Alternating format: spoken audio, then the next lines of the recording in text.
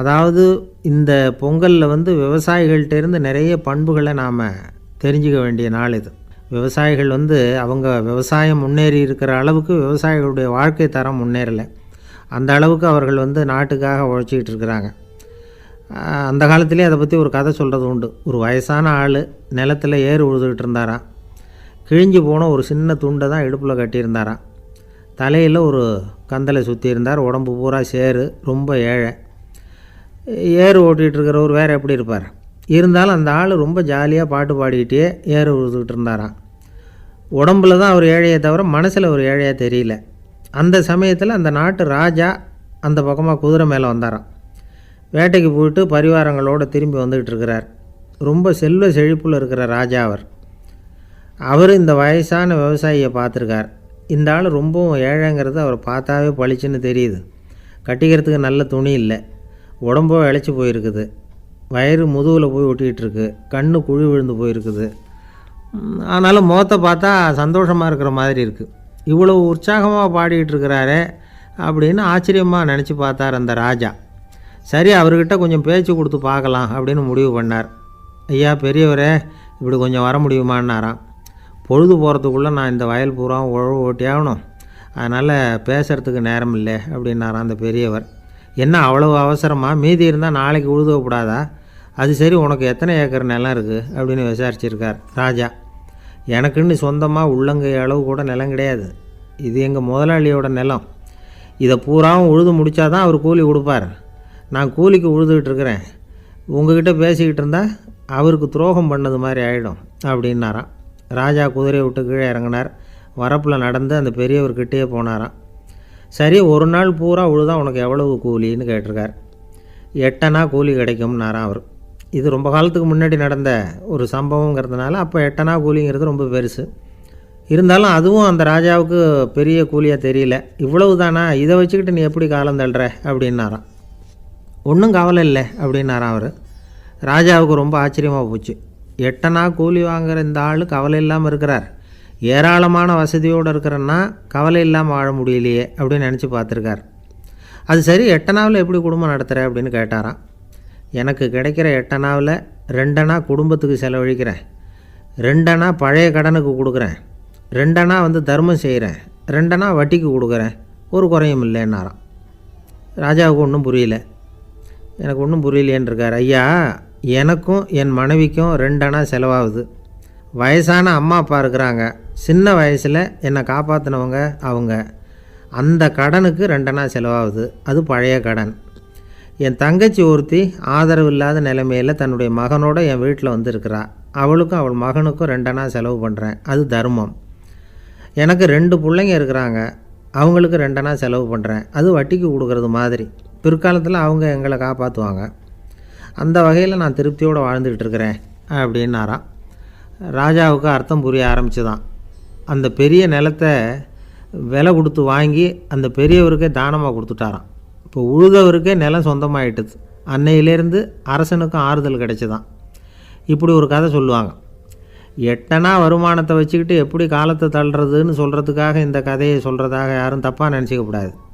கிடைக்கிறத எப்படி பங்கு போடுறார், எப்படி திருப்தியாக வாழறார் அப்படிங்கிறது தான் முக்கியம். அது மாதிரி இன்றைக்கு இந்த பொங்கல் திருநாளில் உழவர்கள் மனசு மகிழ்ச்சியாக இருந்ததுன்னா அது எல்லாரும் மகிழ்ச்சியாக இருக்கிறது மாதிரி அர்த்தம். அதனால் அவர்கள்ட்டேருந்து நாம் பாடம் கற்றுக்கணும். சில உழவர்கள் தங்கள் நிலத்தில் விளையிறத தாங்கள் சாப்பிட மாட்டாங்க. அடுத்தவங்கள்ட்ட விற்றுட்டு சந்தையில் போய் வேறு அரிசி வாங்கிட்டு வந்து தான் இவங்க சாப்பிடுவாங்க. அப்படிப்பட்ட விவசாயிகள்லாம் இது உண்டு. பங்கிடுகிற பண்பை உழவர்கள்ட்டேருந்து கற்றுக்கொள்ளுங்கள் அப்படிம்பாங்க. ஒரு ஆள் நிம்மதியாக மகிழ்ச்சியாக இருந்தானா, உங்கள் நிம்மதிக்கும் மகிழ்ச்சிக்கும் என்ன காரணம்னு கேட்டிருக்கார் இன்னொருத்தர். என்கிட்ட இருந்தது பூராவையும் என் பிள்ளைங்களுக்கு சமமாக பங்கு போட்டு கொடுத்துட்டேன், எனக்குன்னு எதுவுமே வச்சுக்கல, அதுதான் நிம்மதிக்கு காரணம்ன்றிருக்கான். உங்ககிட்ட இருந்தது எவ்வளவு இருந்தது அப்படின்னு கேட்டிருக்காரு அவர். மொத்தமாக ஒரு 50,000 ரூபா இருக்கும் அப்படின்னு இருக்கான். அவ்வளவும் பணமாகவே இருந்ததா அப்படின்னு கேட்டிருக்காங்க இவங்க. இல்லைங்க, அவ்வளவும் கடன், அதை தான் பிரித்து கொடுத்துருக்கேன் பிள்ளைங்கக்கிட்ட அப்படின்னு நானும். அவன் எது ரொம்பவும் கஷ்டமான காரியம் அப்படின்னு கேட்டார் ஒருத்தர். ஒருத்தருக்கு ஒருத்தர் சண்டை போடாமல் இருக்கிறது தான் ரொம்ப கஷ்டமான காரியம் அப்படின்னு தோணுது. ஒரு நாட்டுக்கும் இன்னொரு நாட்டுக்கும் சண்டை, நாட்டுக்குள்ளேயே ஒரு குரூப்புக்கும் இன்னொரு குரூப்புக்கும் சண்டை. ஏன் சண்டை போட்டுக்கிறீங்கன்னு கேட்டு பாருங்கள். நாங்கள் சமாதானத்துக்காக தான் சண்டை போட்டுக்கிறோம் அப்படிம்பாங்க. வாழறதுக்காக பிறந்த மனுஷன் லட்சியத்துக்காக உயிரை விட தயார் அப்படின்னு சொல்லிகிட்டு இருப்பான். அப்படி உயிரை விடுறவங்கள நாமளும் பாராட்டுவோம். ஆனால் ஒன்றுமில்லாத விஷயங்களுக்கெல்லாம் சண்டை போடுறவங்களெல்லாம் அப்படிப்பட்டவங்களையும் சரி உயிரை விடுறவங்களையும் சரி என்னென்னு சொல்கிறது, யுத்தங்களாலேயும் சண்டைகளாலேயும் நாம் அடையிறது என்னங்கிறது ஒரு பக்கம் இருக்கட்டும், இழக்கிறது என்ன தெரியுமா? ஏராளமான உயிர்கள். ரத்தம் சிந்துறதுக்கு நான் தயார் அப்படின்னு மார்தட்டி சொல்லலாம். ஆனால் ரத்தம் சிந்தினா உயிர் காத்துக்கிட்டு இருக்க தயார் இல்லை. அதாவது உயிர் நமக்காக காத்துக்கிட்டு இருக்க தயார் இல்லை. இழக்கிற ரத்தத்தை ஈடுகட்டினா தான் உயிரை காப்பாற்ற முடியும். அதனால் இது சம்மந்தமாக ஆராய்ச்சி செய்கிற கட்டாயம் ஏற்பட்டு போச்சு. அதோட விளைவாக புதுசாக ஒன்றை கண்டுபிடிச்சிருக்கிறாங்க.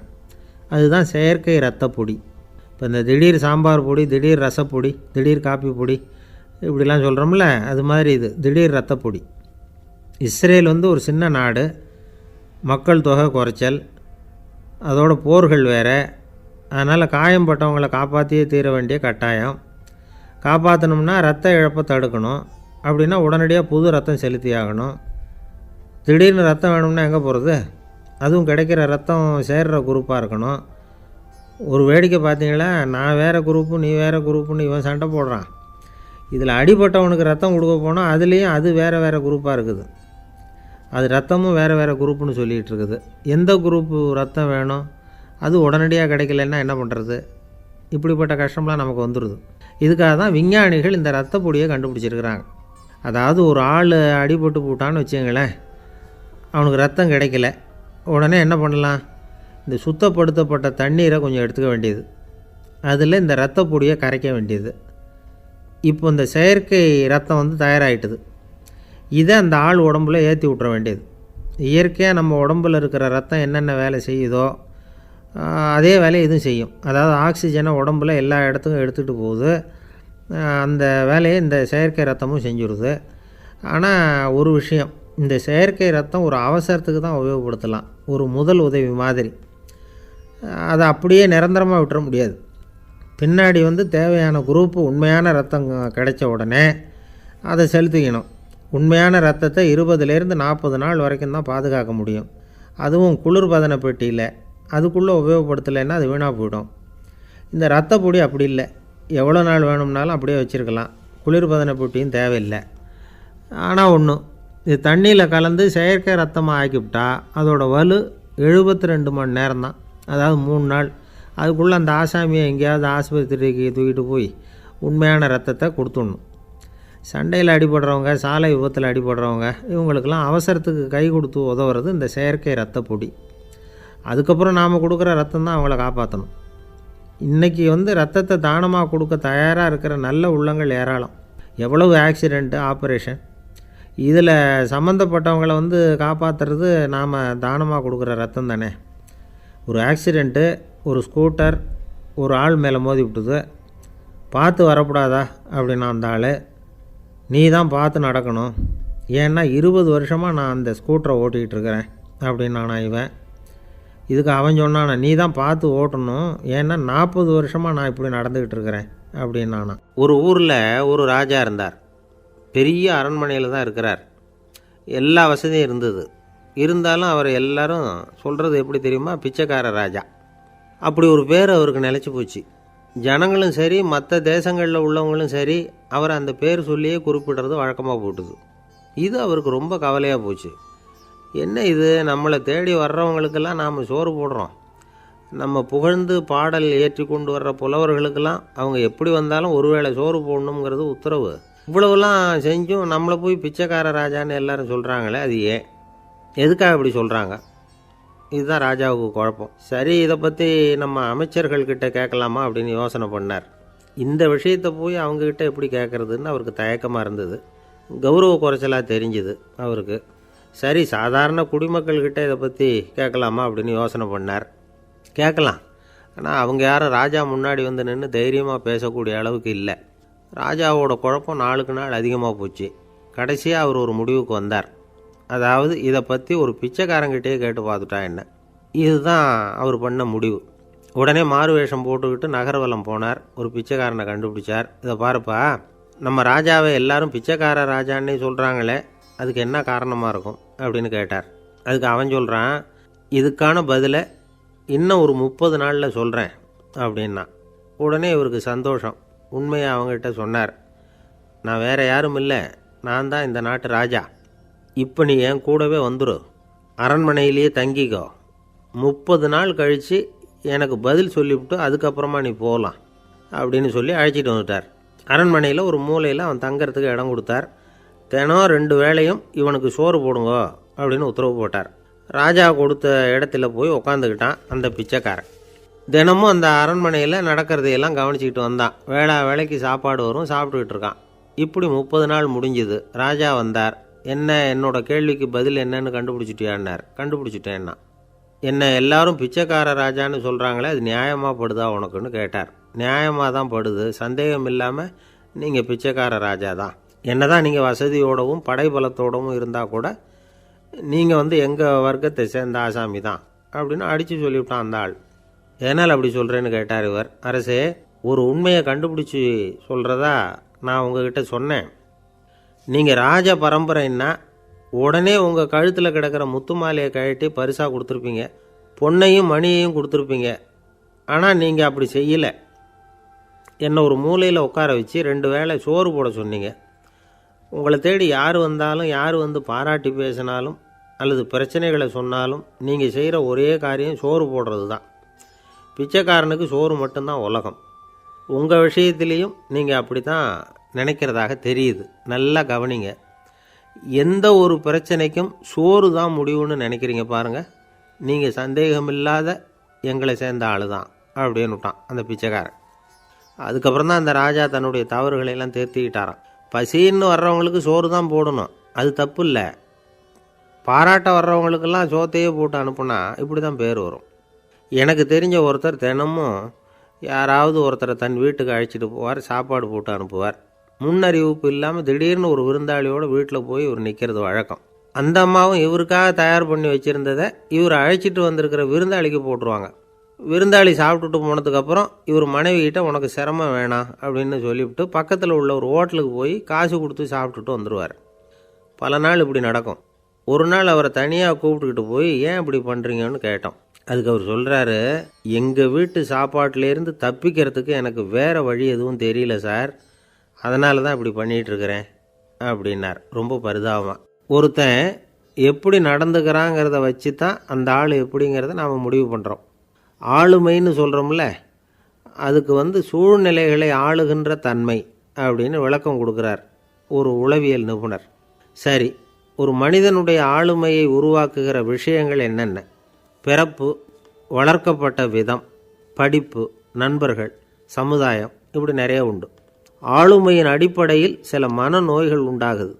அதெல்லாம் என்னென்னங்கிறத தெரிஞ்சு வச்சுக்கிட்டோம்னா நம்ம கூட இருக்கிறவங்கள அடையாளம் கண்டுபிடிக்கிறதுக்கு அது ரொம்ப உபயோகமாக இருக்கும். ஃப்ரெனாய்டு ஆளுமை அப்படின்னு ஒன்று. இந்த கோளாறு உள்ளவங்க எப்படி இருப்பாங்க தெரியுமா? அதிக உணர்ச்சி, சந்தேகம், பொறாமை இதெல்லாம் அதிகமாக இருக்கும். வளைஞ்சு கொடுக்க மாட்டாங்க. அடுத்தவங்களோட இணக்கமான உறவு இருக்காது. அவங்க செய்கிற தப்புக்கெல்லாம் அடுத்தவங்களை குறை சொல்லிகிட்டு இருப்பாங்க. இது ஒரு ரகம். அடுத்தது ஸ்கிசாய்டு ஆளுமை அப்படின்னு சொல்கிறாங்க. இந்த கோளாறு உள்ளவங்க அடுத்தவங்களோட பழக கூச்சப்படுவாங்க. சின்ன வயசுலேயே இது ஆரம்பமாயிடுது. பகல் கனவுலேயே சஞ்சரிப்பாங்க. அவங்களுடைய விரோதம், கோபம் இதை கூட வெளியில் காட்டிக்க முடியாமல் இருப்பாங்க. இவங்களுக்கு அகமுகம், பிரச்சனைகள்லேருந்து ஒதுங்கி எதுலேயும் ஈடுபாடு இல்லாதவங்களாக இருப்பாங்க. இப்படி ஒரு ரகம். அடுத்தது சைக்ளோதமிக் ஆளுமை அப்படின்னு சொல்கிறாங்க. அது என்னென்னா, உணர்ச்சிகளில் ஏற்றத்தாழ்வு அதிகமாக இருக்குமா.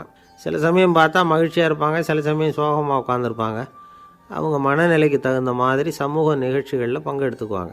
இன்னொரு வகை என்னென்னா எண்ணப்பீடிகை ஆளுமை அப்படின்னு பேர் வச்சுருக்கிறாங்க. அதுக்கு இவங்களுக்கெல்லாம் கரெக்டாக இருக்கணும், எல்லாம் சட்டத்திட்டம் இதுலேயும் ஒரு ஒழுங்குமுறை, இப்படி எதிர்பார்க்குற மனோபாவம். இவங்க எதிர்பார்ப்புக்கும் வரன்முறைக்கும் மற்றவங்க கட்டுப்படணும்னு நினைப்பாங்க. இந்த நிலைமை நீடித்தா என்ன ஆகும் தெரியுமா? அலைக்கழிக்கிற எண்ணங்கள் திரும்ப திரும்ப ஒரே செயலை செய்ய தூண்டுற மனத்தளர்ச்சிக்கு ஆளாயிடுறாங்க. அடுத்தது ஹிஸ்டீரியா ஆளுமை. சின்ன விஷயத்தையெல்லாம் பெருசுப்படுத்தி நாடகமாக்குற நடிகர்கள் இவங்க. உணர்ச்சி அதிகம் உள்ளவங்க. இவங்க மன எழுச்சியில் பக்குவமின்மை, குழந்தைத்தனம், முதிர்ச்சியின்மை எல்லாம் இருக்கும். தன்னலம் மிக்க குணம், பிறர் தன்னை மட்டுமே கவனிக்கணும்னு நினச்சி செயல்படுறது, இதெல்லாம் இவங்க அடையாளம். அடுத்த ரகம் எப்படின்னா வளர்ச்சியற்ற ஆளுமைன்னு சொல்கிறாங்க. அடுத்தவங்களோட இணங்கி போக முடியாதவங்க, அறிவு, மன எழுச்சி, சமூக உறவு இதில் எல்லாம் போதுமான வளர்ச்சியையும் நிறைவையும் பெற முடியாதவங்க. இவங்களால வாழ்க்கையில் முன்னேற முடியாது. பிச்சைக்காரங்க, குற்றவாளிகள் இவங்ககிட்டெல்லாம் இது மாதிரியான ஆளுமை அதிகமாக இருக்குமா. அடுத்தது என்னென்னா சோர்வுடைய ஆளுமை. எதுலேயும் உற்சாகம் இல்லாமல் சோர்ந்து போயிருப்பாங்க. அதுக்கெல்லாம் நமக்கு வலிமை இல்லைப்பா அப்படின்னு சொல்லிகிட்டு இருப்பாங்க. சின்ன விஷயங்களுக்கெல்லாம் அதிர்ச்சி அடையிறது, வாழ்வின் சுவையை அனுபவிக்க முடியாதவங்க. இன்னொரு ரகம் இது கொதித்தெழும் ஆளுமைங்கிறாங்க. எதுக்கு எடுத்தாலும் ஆத்திரம், குரோதம், வன் செயல் இதிலெல்லாம் ஈடுபாடு இப்படி உள்ளவங்க. நத்தை வகை ஆளுமை அப்படின்னு ஒன்று. அடுத்தவங்க மேலே விரோதம் இருக்கும், அடிக்கணுங்கிற எண்ணம் இருக்கும். ஆனால் அதை அப்படியே வெளியில் காட்டாமல் அதே சமயம் அமைதியான முறையில் வெறுப்பை வெளிக்காட்டுற ரகம். இவங்கெல்லாம் பேசாமல் கம்முன்னு இருந்துக்கிட்டே நினச்சதை நிறைவேற்றிக்கிடுவாங்க. முன்ஜாக்கிரதை ஆளுமை அப்படின்னு ஒரு ரகமாக. பாதுகாப்பின்மை, சந்தேகம், முழுமையின்மை, அறவேக்காட்டுத்தனம் இந்த மனப்போக்கு அதிகமாக இருக்கிறதுனால அகம்பாவம், புடிவாதம், எச்சரிக்கை எல்லாம் அளவுக்கு மீறி இருக்கும். இது வரைக்கும் நாம் பேசிக்கிட்டு இருந்த ஆளுமை பண்புகள் அளவுக்கு அதிகமாக போயிட்டுதுன்னா ஆளுமை கோளாறுகள் ஏற்படும். அதன் அடிப்படையில் மனவியாதிகள் வருமா. அதனால் இணக்கமான, எல்லாரும் விரும்புகிற இயல்பான ஆளுமையை பெறுவதற்கு நாம் முயற்சி செய்யணும் அப்படிங்கிறது மனோதத்துவ நிபுணர்களுடைய ஆலோசனை. ஒருத்தர் ஒரு மனோதத்துவ டாக்டரை தேடிட்டு வந்தாராம். டாக்டர், எனக்கு மனசில் ஏதோ வியாதி, ஆளுமை கோளாறு, அதாவது எனக்கு சீக்கிரமாக செத்து போனால் தேவையில்லைன்னு தோணுது அப்படின்னாராம். உடனே அந்த டாக்டர், சரி அப்படின்னா இங்கே இருங்க, நான் வைத்தியம் பார்க்குறேன் அப்படின்னாராம். ஆஃபீஸை முடிஞ்சு வீட்டுக்கு போகிற சமயத்தில் ஒருத்தர் கடைக்கு போய் ஸ்வீட் வாங்கினார். சரி, வீட்டுக்கு பிள்ளைங்களுக்கு தான் வாங்கிட்டு போகிறார் அப்படின்னு மற்றவங்க நினச்சாங்க. அவர் அப்படி செய்யலை. அந்த இடத்துலையே பொட்டலத்தை பிரித்தார். திருட மாதிரி அப்படியே சுற்றி ஒரு தரம் பார்த்துக்கிட்டார்.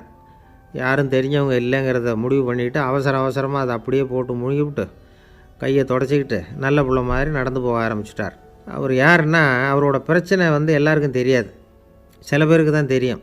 அதாவது அவர் உடம்பில் சர்க்கரை இருக்குதுன்னு டாக்டர் சொல்லிவிட்டாராம்.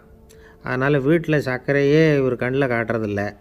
அதனால் இவர் யார் கண்ணிலையும் படாமல் இப்படிப்பட்ட வேலைகள்லாம் செய்கிறது வழக்கம். யாருக்கும் தெரியாமல் இப்படி ஸ்வீட்டை வாங்கி சாப்பிட்டுட்டு அவர் பாட்டுக்கு போயிடுறது. இப்படிப்பட்டவங்களுக்கெல்லாம் கொஞ்சம் ஆறுதலான தகவல் இன்றைக்கி. அது என்னென்னா, நாம் சாப்பிட்ற சர்க்கரைக்கும் நம்ம உடம்பில் உள்ள சில கோளாறுகளுக்கும் அப்படி என்ன தான் சம்மந்தம் இருக்குது. இதை பற்றி சமீபத்தில் சில ஆராய்ச்சிகள்லாம் நடந்திருக்குது. ஏன்னா சர்க்கரைன்னாவே விஷம் மாதிரி அதை பார்க்குறவங்களும் சில பேர் உண்டு. சின்ன பிள்ளைங்களுக்கு வயத்தில் பூச்சி உண்டாகிறதுலேருந்து பெரியவங்களுக்கு நீரிழிவு வர்ற வரைக்கும் எல்லாத்துக்கும் சர்க்கரை தான் காரணம்னு சொல்லிகிட்டு இருக்கிறோம். ஆனால் அந்த அளவுக்கு பயப்பட வேண்டிய அவசியம் இல்லை அப்படின்னு சொல்கிறாங்க. சர்க்கரை வியாதி, இருதய நோய், பித்த நீர்ப்பை நோய் இதெல்லாம் சில நோய்கள்லாம் நாம் சாப்பிட்ற சர்க்கரைக்கும் தொடர்பு இருக்குன்னு நினைக்கிறோம். ஆனால் அப்படி சம்பந்தம் உண்டுங்கிறதுக்கு போதுமான அளவுக்கு ஆதாரம் இல்லை அப்படிங்கிறாங்க ஆராய்ச்சியாளர்கள். ஒரே ஒரு சம்பந்தம் தான் உறுதியாக இருக்குதான். அதுவும் இந்த பல் சிதைவு அப்படின்னு இருக்கு இல்லையா, அந்த சர்க்கரை சாப்பிட்றதுக்கும் இந்த பல் சிதைவுக்கும் சம்பந்தம் இருக்குது அப்படிங்கிறத மட்டும் உறுதியாக சொல்கிறாங்க. சர்க்கரைன்னா நாம் சாப்பிட்ற ஜீனி மட்டும் இல்லை, பழம், காய்கறி, பால், தேன் இப்படி எல்லாத்துலேயும் அது இருக்குது. கேரட்டு கொடுக்குற சத்தில் 88% சர்க்கரை, ஆப்பிள் கொடுக்குற சக்தியில் 95% சர்க்கரை. இது ஜீனி சர்க்கரை, இது ஆப்பிள் சர்க்கரை அப்படிங்கிற வித்தியாசம்லாம் உடம்புக்கு கிடையாது. ரெண்டுமே உடனடியாக சக்தி கொடுக்குது. ஒரு ஸ்பூன் சர்க்கரையில் 16 கலோரி தான் சத்து இருக்குது. அதிகமாக சர்க்கரை சாப்பிட்டா நீரிழிவு வந்துருங்கிறது தப்பான ஒரு அபிப்பிராயம். டயபெட்டிஸுங்கிறது ஒரு மெட்டபாலிக் டிஸார்டர், அவ்வளவுதான். அதாவது நாம் சாப்பிட்ற சர்க்கரையை நம்ம உடம்பு திறமையாக உபயோகப்படுத்திக்க முடியல அப்படின்னு அர்த்தம். அதனால தான் அதிகமாக இனிப்பு வேணாம்னு சொல்கிறோம். ஏற்கனவே உடம்பால் முடியாத ஒன்றை மறுபடியும் அது தலையில் சுமத்தி அதிகமாக வேலை வாங்க வேணாமே அப்படிங்கிறதுக்காக தான். ஆகாரத்தில் அதிகமாக சர்க்கரை இருந்தால் அதனால் உடனே சர்க்கரை வியாதி வந்துடும்ங்கிறதுக்கு விஞ்ஞான ரீதியாக போதுமான ஆதாரம் இல்லை. அதனால் எப்போவாவது அதிகமாக ஸ்வீட்டு சாப்பிட்டுட்டா ஐயோ அதிகமாக சாப்பிட்டோமோ என்ன பண்ண போகுது தெரியலையே அப்படின்னு நினச்சி மனசை போட்டு குழப்பிக்க வேண்டியதில்லை.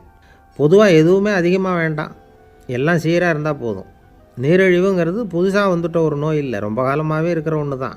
நம்ம முன்னோர்கள் இதை மதுமேகம் அப்படின்னு சொல்லுவாங்க. அதை கட்டுப்படுத்துறதுக்கு அவங்களே சில வழிமுறையை சொல்லி வச்சுருக்கிறாங்க. அது என்னென்னா வேறு ஒன்றும் இல்லை, இந்த பாவக்காய், முள்ளங்கி, அருகம்புல், அவ்வளவுதான். வெள்ளை முள்ளங்கி இருக்குல்ல, அதை வாரத்துக்கு 3 நாள் சாப்பிட்டுக்கிட்டு வாங்க. நூலுக்கோல் ரொம்ப நல்லது. இல்லைன்னா முள்ளங்கி சாறு 1 ounce சாப்பிட்டுட்டு வரலாம்.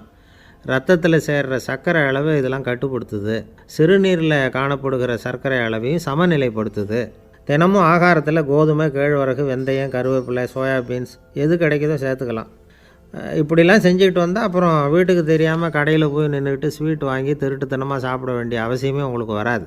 2 ஆசாமிகள் கடற்கரையில் உட்காந்து சாவகாசமாக பேசிக்கிட்டு இருந்தாங்களாம்.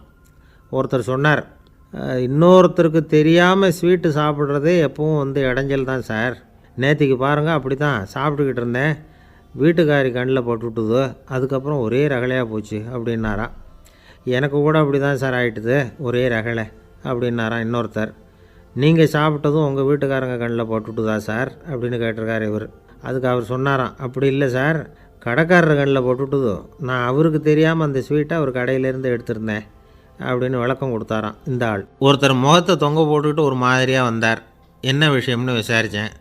என்னுடைய நண்பன் ஒருத்தங்கிட்ட கருத்து வேறுபாடு, இனிமேல் நமக்குள்ளே எந்த சம்மந்தமும் வேணாம்னு நட்பை முறிச்சிட்டு வந்துட்டேன்னா. நண்பர்கள்னு இருந்தால் கருத்து வேறுபாடு வரத்தான் செய்யும்னு. கருத்து வேறுபாடு வராமல் இருக்கிறதுக்கு ஏதாவது வழி உண்டா அப்படின்னு கேட்டாங்க.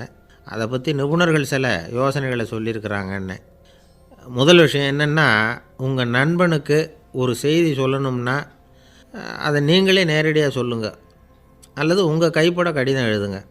அதாவது நேரடி தொடர்பு முக்கியம். அதை விட்டுட்டு இன்னொருத்தர் மூலமாக நண்பர்களுக்கு செய்தி அனுப்புனா நீங்கள் சொல்கிற செய்தி அப்படியே போய் சேராது, அது சேதமாயிடும். கூட்டி குறைச்சி சொல்லிவிடுவாங்க, அது குழப்பத்தில் கொண்டாந்து விட்டுரும். இது ஒரு யோசனை. 2வது யோசனை என்னென்னா, நீங்கள் ஒரு நல்ல காரியத்தை செய்யும் பொழுது உங்கள் நண்பரையும் சேர்த்துக்குங்க, அவருக்கும் அதில் ஒரு ஈடுபாட்டை உருவாக்குங்க. 3வது யோசனை, நம்ம பக்கத்தில் இருக்கிற நண்பர் மகிழ்ச்சி அடைகிற மாதிரி ஏதாவது செய்யணும். சின்ன சின்ன செயல்களாக இருந்தாலும் பரவாயில்ல, அவர் நமக்கு எதுவும் செய்யலையே, நாம் எதுக்கு செய்யணும் அப்படின்னு நினச்சிக்கிட்டு இருக்கக்கூடாது. 4வது யோசனை என்னென்னா, உங்களுக்கு ஒரு பிரச்சனையா அல்லது உங்கள் நண்பருக்கு ஒரு பிரச்சனையா, எதுவாக இருந்தாலும் 2 பேரும் சேர்ந்து உட்காந்து ஆலோசனை பண்ணுங்கள். நம்ம யோசனையும் கேட்கப்படுதே அப்படிங்கிற நினைப்பே அவருக்கு ஒரு மன நிறைவை உண்டாக்குமா. 5வது யோசனை, உங்கள் நண்பர் ஏதோ ஒரு காரியத்தை செய்கிறார், நீங்கள் உடனே அவசரப்பட்டு நீ செய்கிறது தப்புன்னு தீர்ப்பு சொல்லக்கூடாது. அவர் அதை செய்கிறதுக்கான நியாயங்கள் எவ்வளவோ இருக்கும், அதை புரிஞ்சுக்கிறதுக்கு முயற்சி பண்ணணும். 6வது யோசனை, உங்கள் நண்பர் என்ன சொன்னாலும் அதை பொறுமையாக கேளுங்க. அவர் சொல்கிறத புரிஞ்சுக்கணும், அவர் சொல்ல விரும்புகிறத புரிஞ்சுக்கணும், அவர் சொல்ல முடியாமல் தவிக்கிறதையும் புரிஞ்சுக்கணும். இப்படி 3 விதமாகவும் அவரை புரிஞ்சுக்கிட்டு அதுக்கு தகுந்த மாதிரி செயல்படணும். 7வது யோசனை என்னென்னா, உங்கள் நண்பர் உங்ககிட்ட ஏதோ ஒரு கருத்தை சொல்கிறார், அது உங்களுக்கு பிடிக்கல, அதுக்காக உடனே நீ சொல்கிறது சரியில்லை, நான் ஒத்துக்க மாட்டேன் அப்படின்லாம் மறுத்துக்கிட்டு இருக்கக்கூடாது. அவர் சொல்கிறத கேட்கணும், பொறுமையாக சிந்திக்கணும், அதுக்கப்புறம் பதில் சொல்லணும். இப்படிலாம் நடந்துக்கிட்டால் நண்பர்களுக்குள்ள கருத்து வேறுபாடு வர்றதுக்கு வாய்ப்பே இருக்காது அப்படின்னு வல்லுநர்கள் தொகுத்து சொல்லியிருக்கிறாங்க இந்த யோசனைகளை. எனக்கு தெரிஞ்ச சில நண்பர்கள் உண்டு, அவங்களுக்குள்ளேயும் கருத்து வேறுபாடுகள் வராமல் இருக்கிறதுக்கு சில நுட்பங்களை கையாளுறது உண்டு.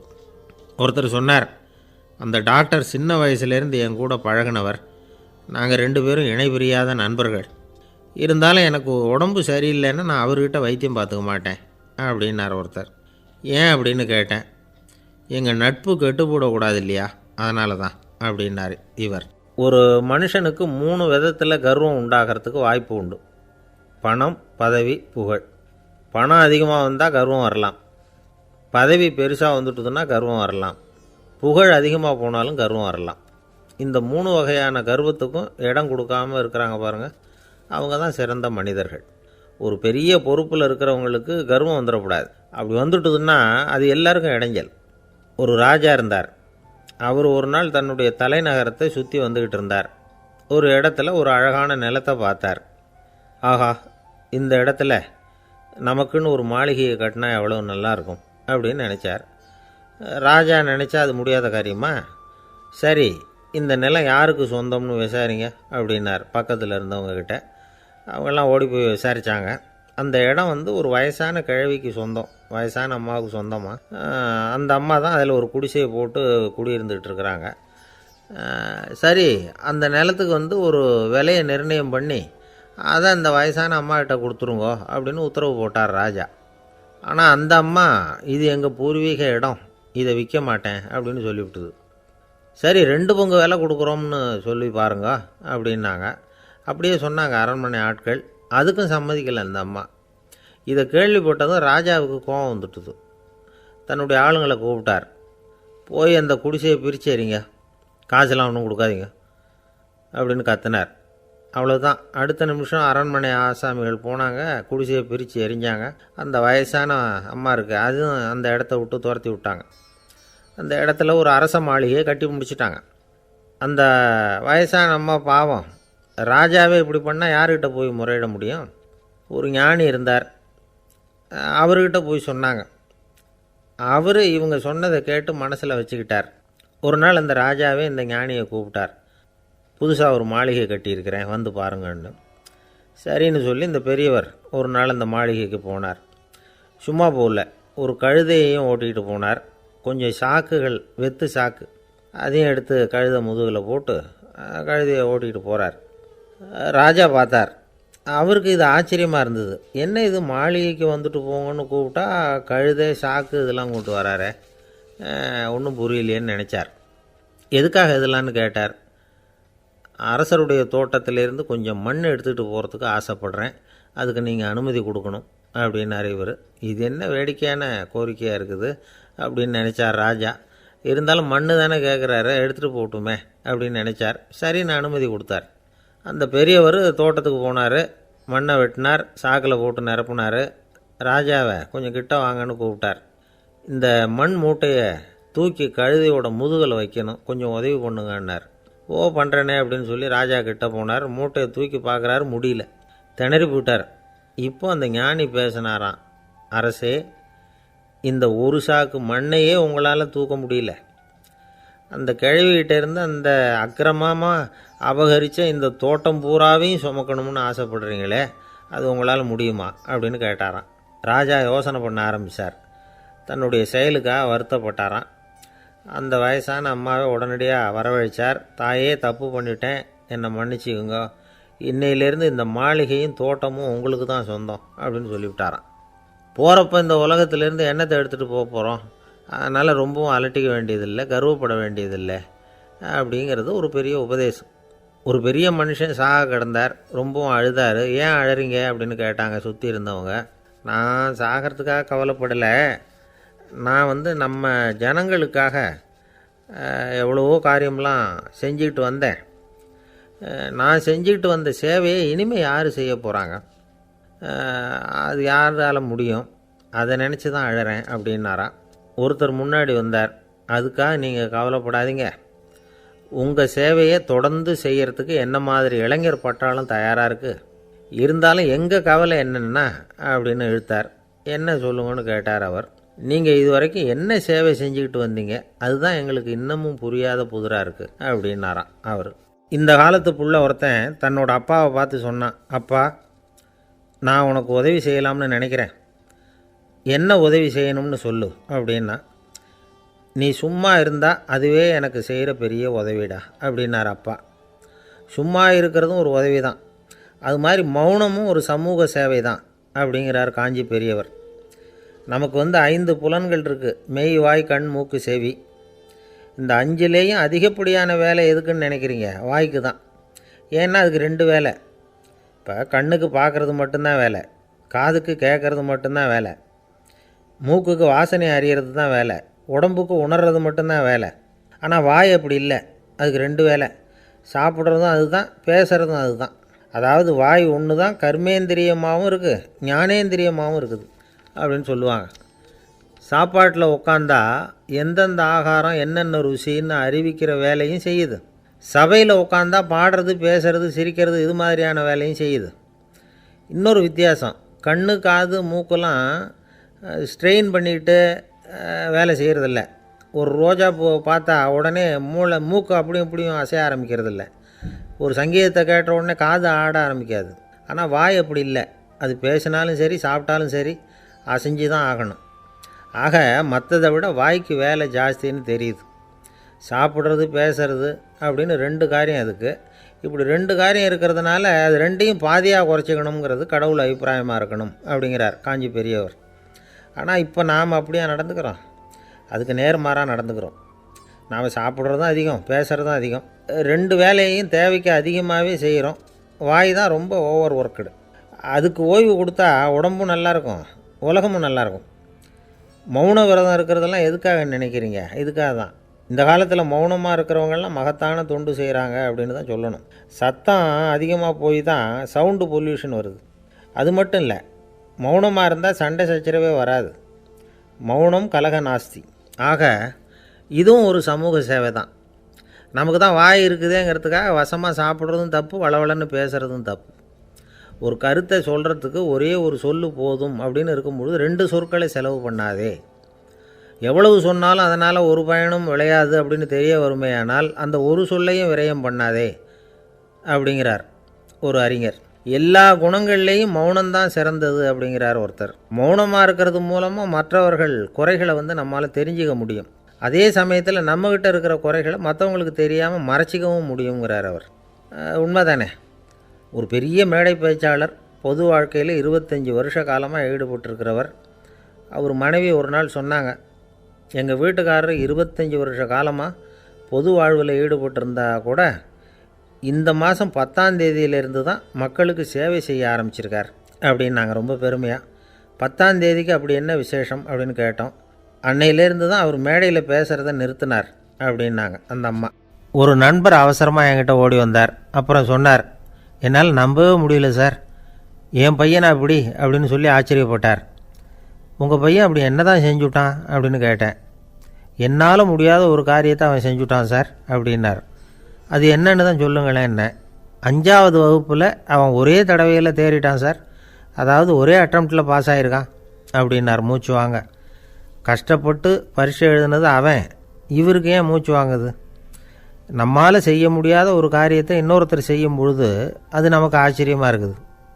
சர்க்கஸ் பார்க்குறோம், ஒருத்தர் அந்த இடத்துல தொங்குறார், அது நமக்கு ஆச்சரியம். ஏன்னா அது நம்மால் முடியாத காரியம். நம்மால் முடியாத ஒன்றை அடுத்தவர் எளிதாக செய்யும் பொழுது நாம் மருள்வது இயற்கை. இதை தான் தொல்காப்பியம் மருட்கை அப்படின்னு சொல்லுது. இந்த வியப்பு இருக்குதே, இது 4 வகையில் ஏற்படுறதாக தொல்காப்பியம் சொல்லுது. அது என்ன 4 வகை? முதல் வகை எப்படின்னா புதுமையான அரிய செயல்களை செய்கிறது. 2வது வகை என்னென்னா பெரும் செயல்களை செய்கிறது. 3வது வகை என்னென்னா மிக நுட்பமான செயல்களை செய்கிறது. 4வது வகை என்னென்னா ஆக்கம் தரும் செயல்களை செய்கிறது. புதுமை, பெருமை, சிறுமை, ஆக்கமோடு மதினம் சாலா மருட்கை 4 அப்படிங்கிறது தொல்காப்பியம். இன்றைக்கி விஞ்ஞானம் புதுசு புதுசாக எதையோ கண்டுபிடிக்குது.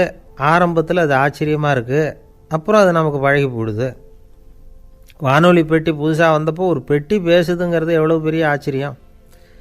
இப்போ யாரும் அதை ஆச்சரியமாக பார்க்குறதில்ல. மதினம் சாலா மருட்கை அப்படின்னு ஒரு சொற்றொடர் வருது பாருங்கள், அதில் கருத்தாழம் உண்டு. எதை பற்றியும் போதுமான அளவு புரிந்து கொள்ளாத போது ஒருத்தர் ஆச்சரியப்படுறார். புரிந்து கொண்ட பிறகு ஆச்சரியம் மறைஞ்சு போடுது.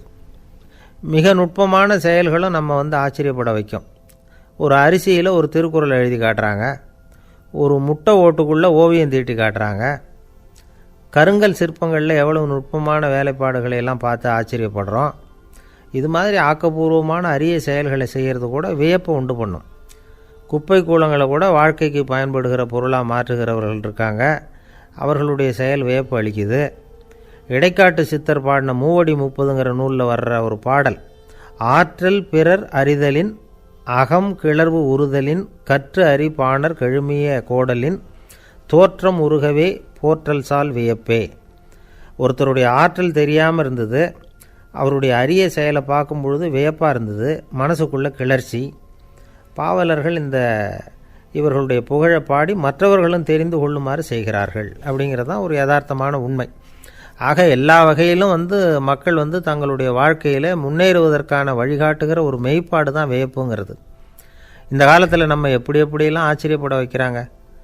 ஒரு ஆளை பிடிச்சி ஜெயிலில் கொண்டு வந்தாங்க. ஜெயில் அதிகாரி அவனை ரொம்ப ஆச்சரியமாக பார்த்தாரான். இவன் கேட்டான், ஏன் சார் அப்படி பார்க்குறீங்க, நான் இப்போ இங்கே வர்றது உங்களுக்கு ஆச்சரியமாக இருக்குதா அப்படின்னு கேட்டிருக்கான். இதுக்கு ஜெயில் அதிகாரி சொல்லியிருக்கார், நீ இப்போ இங்கே வந்ததில் எனக்கு ஒன்றும் ஆச்சரியம் இல்லைப்பா, ஏற்கனவே நீ இங்கேருந்து விடுதலையாகி போய் 6 மாதம் ஆச்சு, இவ்வளவு லேட்டாக வர்றியே அதுதான் எனக்கு ஆச்சரியமாக இருக்குது அப்படின்னாராம். ஒருத்தர் ஒரு தவறு செஞ்சு விட்றாருன்னு வச்சுக்கோங்க, உடனே நீ செஞ்சது தவறு அப்படின்னு சொல்கிறது ஒரு வகை. அதுக்கு பதிலாக எது சரின்னு அவர் புரிந்து கொள்ள உதவி செய்கிறது இன்னொரு வகை. இந்த 2வது வகை இருக்குது பாருங்கள், நிர்வாக இயலில் இது ரொம்ப முக்கியம்.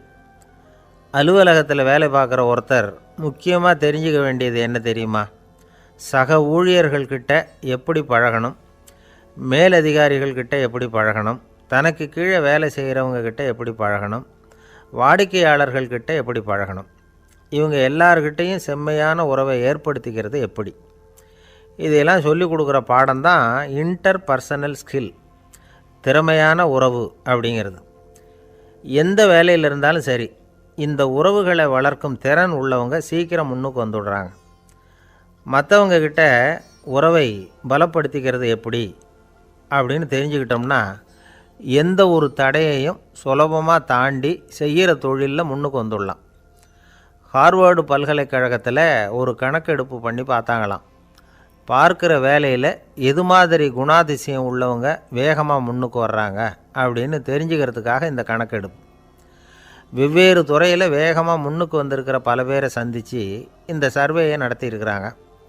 அவங்க கண்டுபிடிச்சி சொல்லியிருக்கிற உண்மை என்ன தெரியுமா? ஒருத்தர் ஒரு வேலையில் இருந்தால் அது சம்பந்தப்பட்ட சப்ஜெக்ட் பற்றிய அறிவு 35% இருந்தால் போதுமா. ஆனால் உறவுகளை வளர்க்கக்கூடிய திறன், இன்டர் பர்சனல் ஸ்கில்லு 65% வேணும். இப்படி உள்ளவங்க சீக்கிரம் முன்னுக்கு வந்துடுறாங்களாம். அதனால் ஒருத்தருக்கு வேலை சரியாக புரியலைன்னா கூட விவரமாக மற்றவங்கக்கிட்ட பழகிறது எப்படின்னு புரிஞ்சால் போதும், அவர் முன்னுக்கு வந்துடலாம். அலுவலகங்களில் மட்டும் இல்லை, எல்லா இடங்கள்லேயும் இது ரொம்ப முக்கியம்.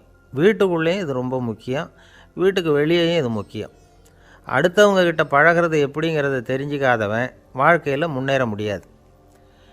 இன்றைக்கி ஆயுதங்களால் காயப்படுத்தி கொள்ளுகிறவர்களை விட வார்த்தைகளால் காயப்படுத்தி கொள்ளுகிறவர்கள் தான் அதிகம். பெரியவங்க என்ன சொல்கிறாங்க தெரியுமா? நீங்கள் இந்த பூமியில் பிறந்ததன் அர்த்தம் பூர்த்தி ஆகணும்னா அடுத்தவங்களுக்கு உதவி பண்ணுங்க. அடுத்தவங்களுக்கு உதவி செய்ய முடியாவிட்டால் கூட பரவாயில்லை, ஆனால் யாரையும் புண்படுத்தி விடாதீங்க அப்படின்னு சொல்கிறாங்க. எனக்கு தெரிஞ்ச ஒருத்தர் ஒரு அலுவலகத்தில் வேலை பார்க்குறார். அவர் சொல்லுவார், எனக்கு இந்த இன்டர் பர்சனல் ஸ்கில் ரொம்ப அதிகம் சார், சக ஊழியர்கள்கிட்ட ரொம்ப சுமூகமாக நடந்துக்குவேன். என் கூட வேலை பார்க்குற ஒருத்தருக்கு ஏதாவது ஒரு கஷ்டம்னா அந்த சமயத்தில் அவர் செய்ய வேண்டிய வேலையை நான் செஞ்சுருவேன் சார் அப்படிம்பார். நான் அவர்கிட்ட சமீபத்தில் அப்படி ஏதாவது செஞ்சுருக்கீங்களா அப்படின்னு கேட்டேன். செஞ்சுருக்கேன் சார்.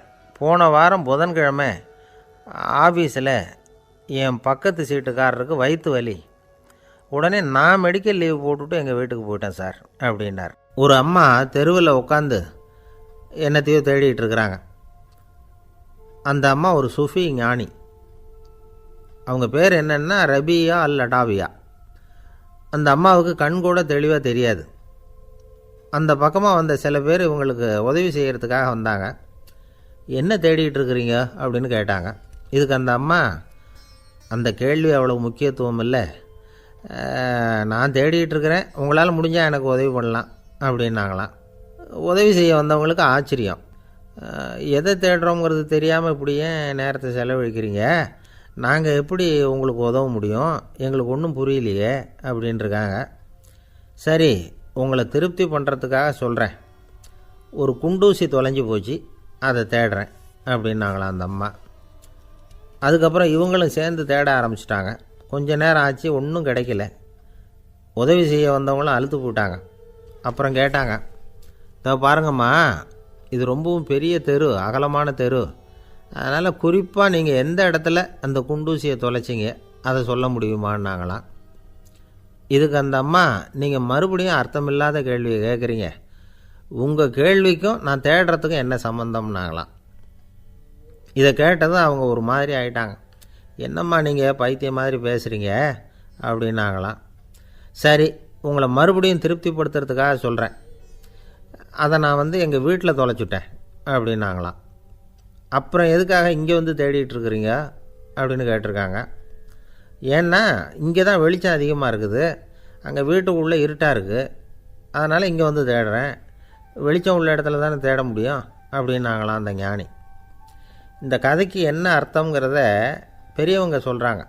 அதாவது இந்த தேடுதல்ங்கிறது ஒரு வியாதி. அது நம்ம சதா அலைய வைக்கும், பைத்தியமாக மாற்றுறதுக்கு முயற்சி பண்ணோம். ஒரு காலம் அது நிறைவு அடையவே அடையாது. வாழ்வுங்கிறது ஒரு புரிந்து கொள்ள முடியாத சதா ஏங்கி கொண்டிருக்கிற ஒரு செயல். அதுக்கு ஆரம்பமும் இல்லை, முடிவும் கிடையாது. எதையோ தேடணும் அப்படிங்கிற உந்துதல் நமக்குள்ளே இருக்கும், ஆனால் குறிப்பாக எதை தேடிட்டு இருக்கிறோம் அப்படிங்கிறது புரியாது. அப்படி ஏதாவது ஒன்றை தேடி அடைஞ்சிட்றோம்னு வச்சுக்கோங்க, உடனே ஒரு அதிருப்தி வந்துடும். அதனால் வாழ்க்கைங்கிறது சலிப்பு நிறைந்தது அப்படிங்கிற எண்ணத்தை உண்டாக்கிக்கிறோம். ஒன்று அடைஞ்சதுக்கு அப்புறம் இன்னொன்று தேட ஆரம்பிச்சிருவோம். ஆக இந்த தேடல்ங்கிறது நாம் ஒன்று அடைஞ்சாலும் அடையாவிட்டாலும் தொடர்ந்து நடந்துக்கிட்டு தான் இருக்கும். இதுக்கு முடிவே கிடையாது. இந்த உண்மையை நாம் நல்லா புரிஞ்சுக்கணும் அப்படிங்கிறது பெரியவங்களுடைய கருத்து. ஏழையும் தேடுறான், பணக்காரனும் தேடுறான், நோயாளியும் தேடுறான், நோய் இல்லாதவனும் தேடுறான், அதிகாரம் உள்ளவனும் தேடுறான், அதிகாரம் இல்லாதவனும் தேடுறான், முட்டாளும் தேடுறான், அறிவாளியும் தேடுறான். ஆனால் யாரும் இதை தான் தேடி சாதிக்க போகிறோம், இதுதான் முடிவு அப்படின்னு திட்டவட்டமாக சொன்னதில்லை. ஒன்று அடைஞ்சதும் இன்னொன்று தேட ஆரம்பிச்சிடுறாங்க, அவ்வளோதான். அதாவது உங்களின் தேடுபவர் உங்கள் உள்ளே தான் இருக்கிறார், அவரை தேடி கண்டுபிடியுங்கள். இதுதான் ஞானிகள் நமக்கு சொல்லுகிற ஒரு ஆலோசனை. நம்மால் ஒருத்தன் ஜெயிலில் இருந்தான். இன்னொரு கைதி அவனை பார்த்து கேட்டான், ஏன்பா உன்னை பார்க்குறதுக்கு வெளியிலேருந்து யாருமே இங்கே வர்றது இல்லையே, உனக்கு சொந்தக்காரங்களே கிடையாதா அப்படின்னு கேட்டானான். ஏன் இல்லை, எனக்கு சொந்தக்காரங்க நிறைய பேர் உண்டு, அவங்க என்னை பார்க்க வராததுக்கு காரணம் வேறு அப்படின்ட்டுருக்கான் இவன். என்ன காரணம்னு கேட்டான் அவன். அதுக்கு இவன் சொன்னானான், அதுக்கு என்ன காரணம்னா அவங்க எல்லாரும் இங்கே உள்ளேயே இருக்கிறாங்க அப்படின்னானான். ஒரு சீன தேசத்து அரசர் இருந்தார்.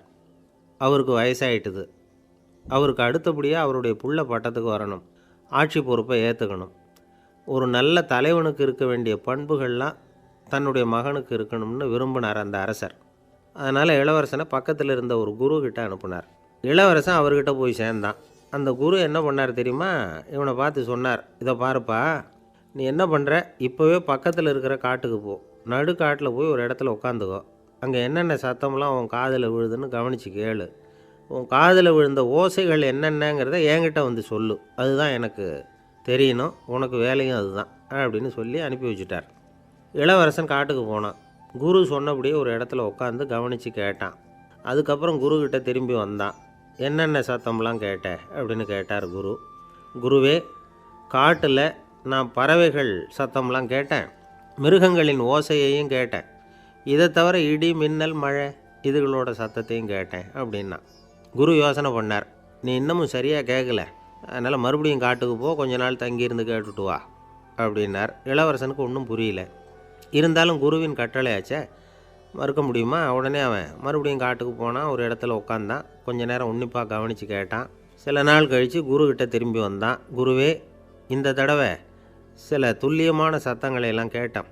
தேனீ பறக்கிற சத்தம், நீரோடையின் மெல்லிய ஓசை, இதெல்லாம் கேட்டேன்னா.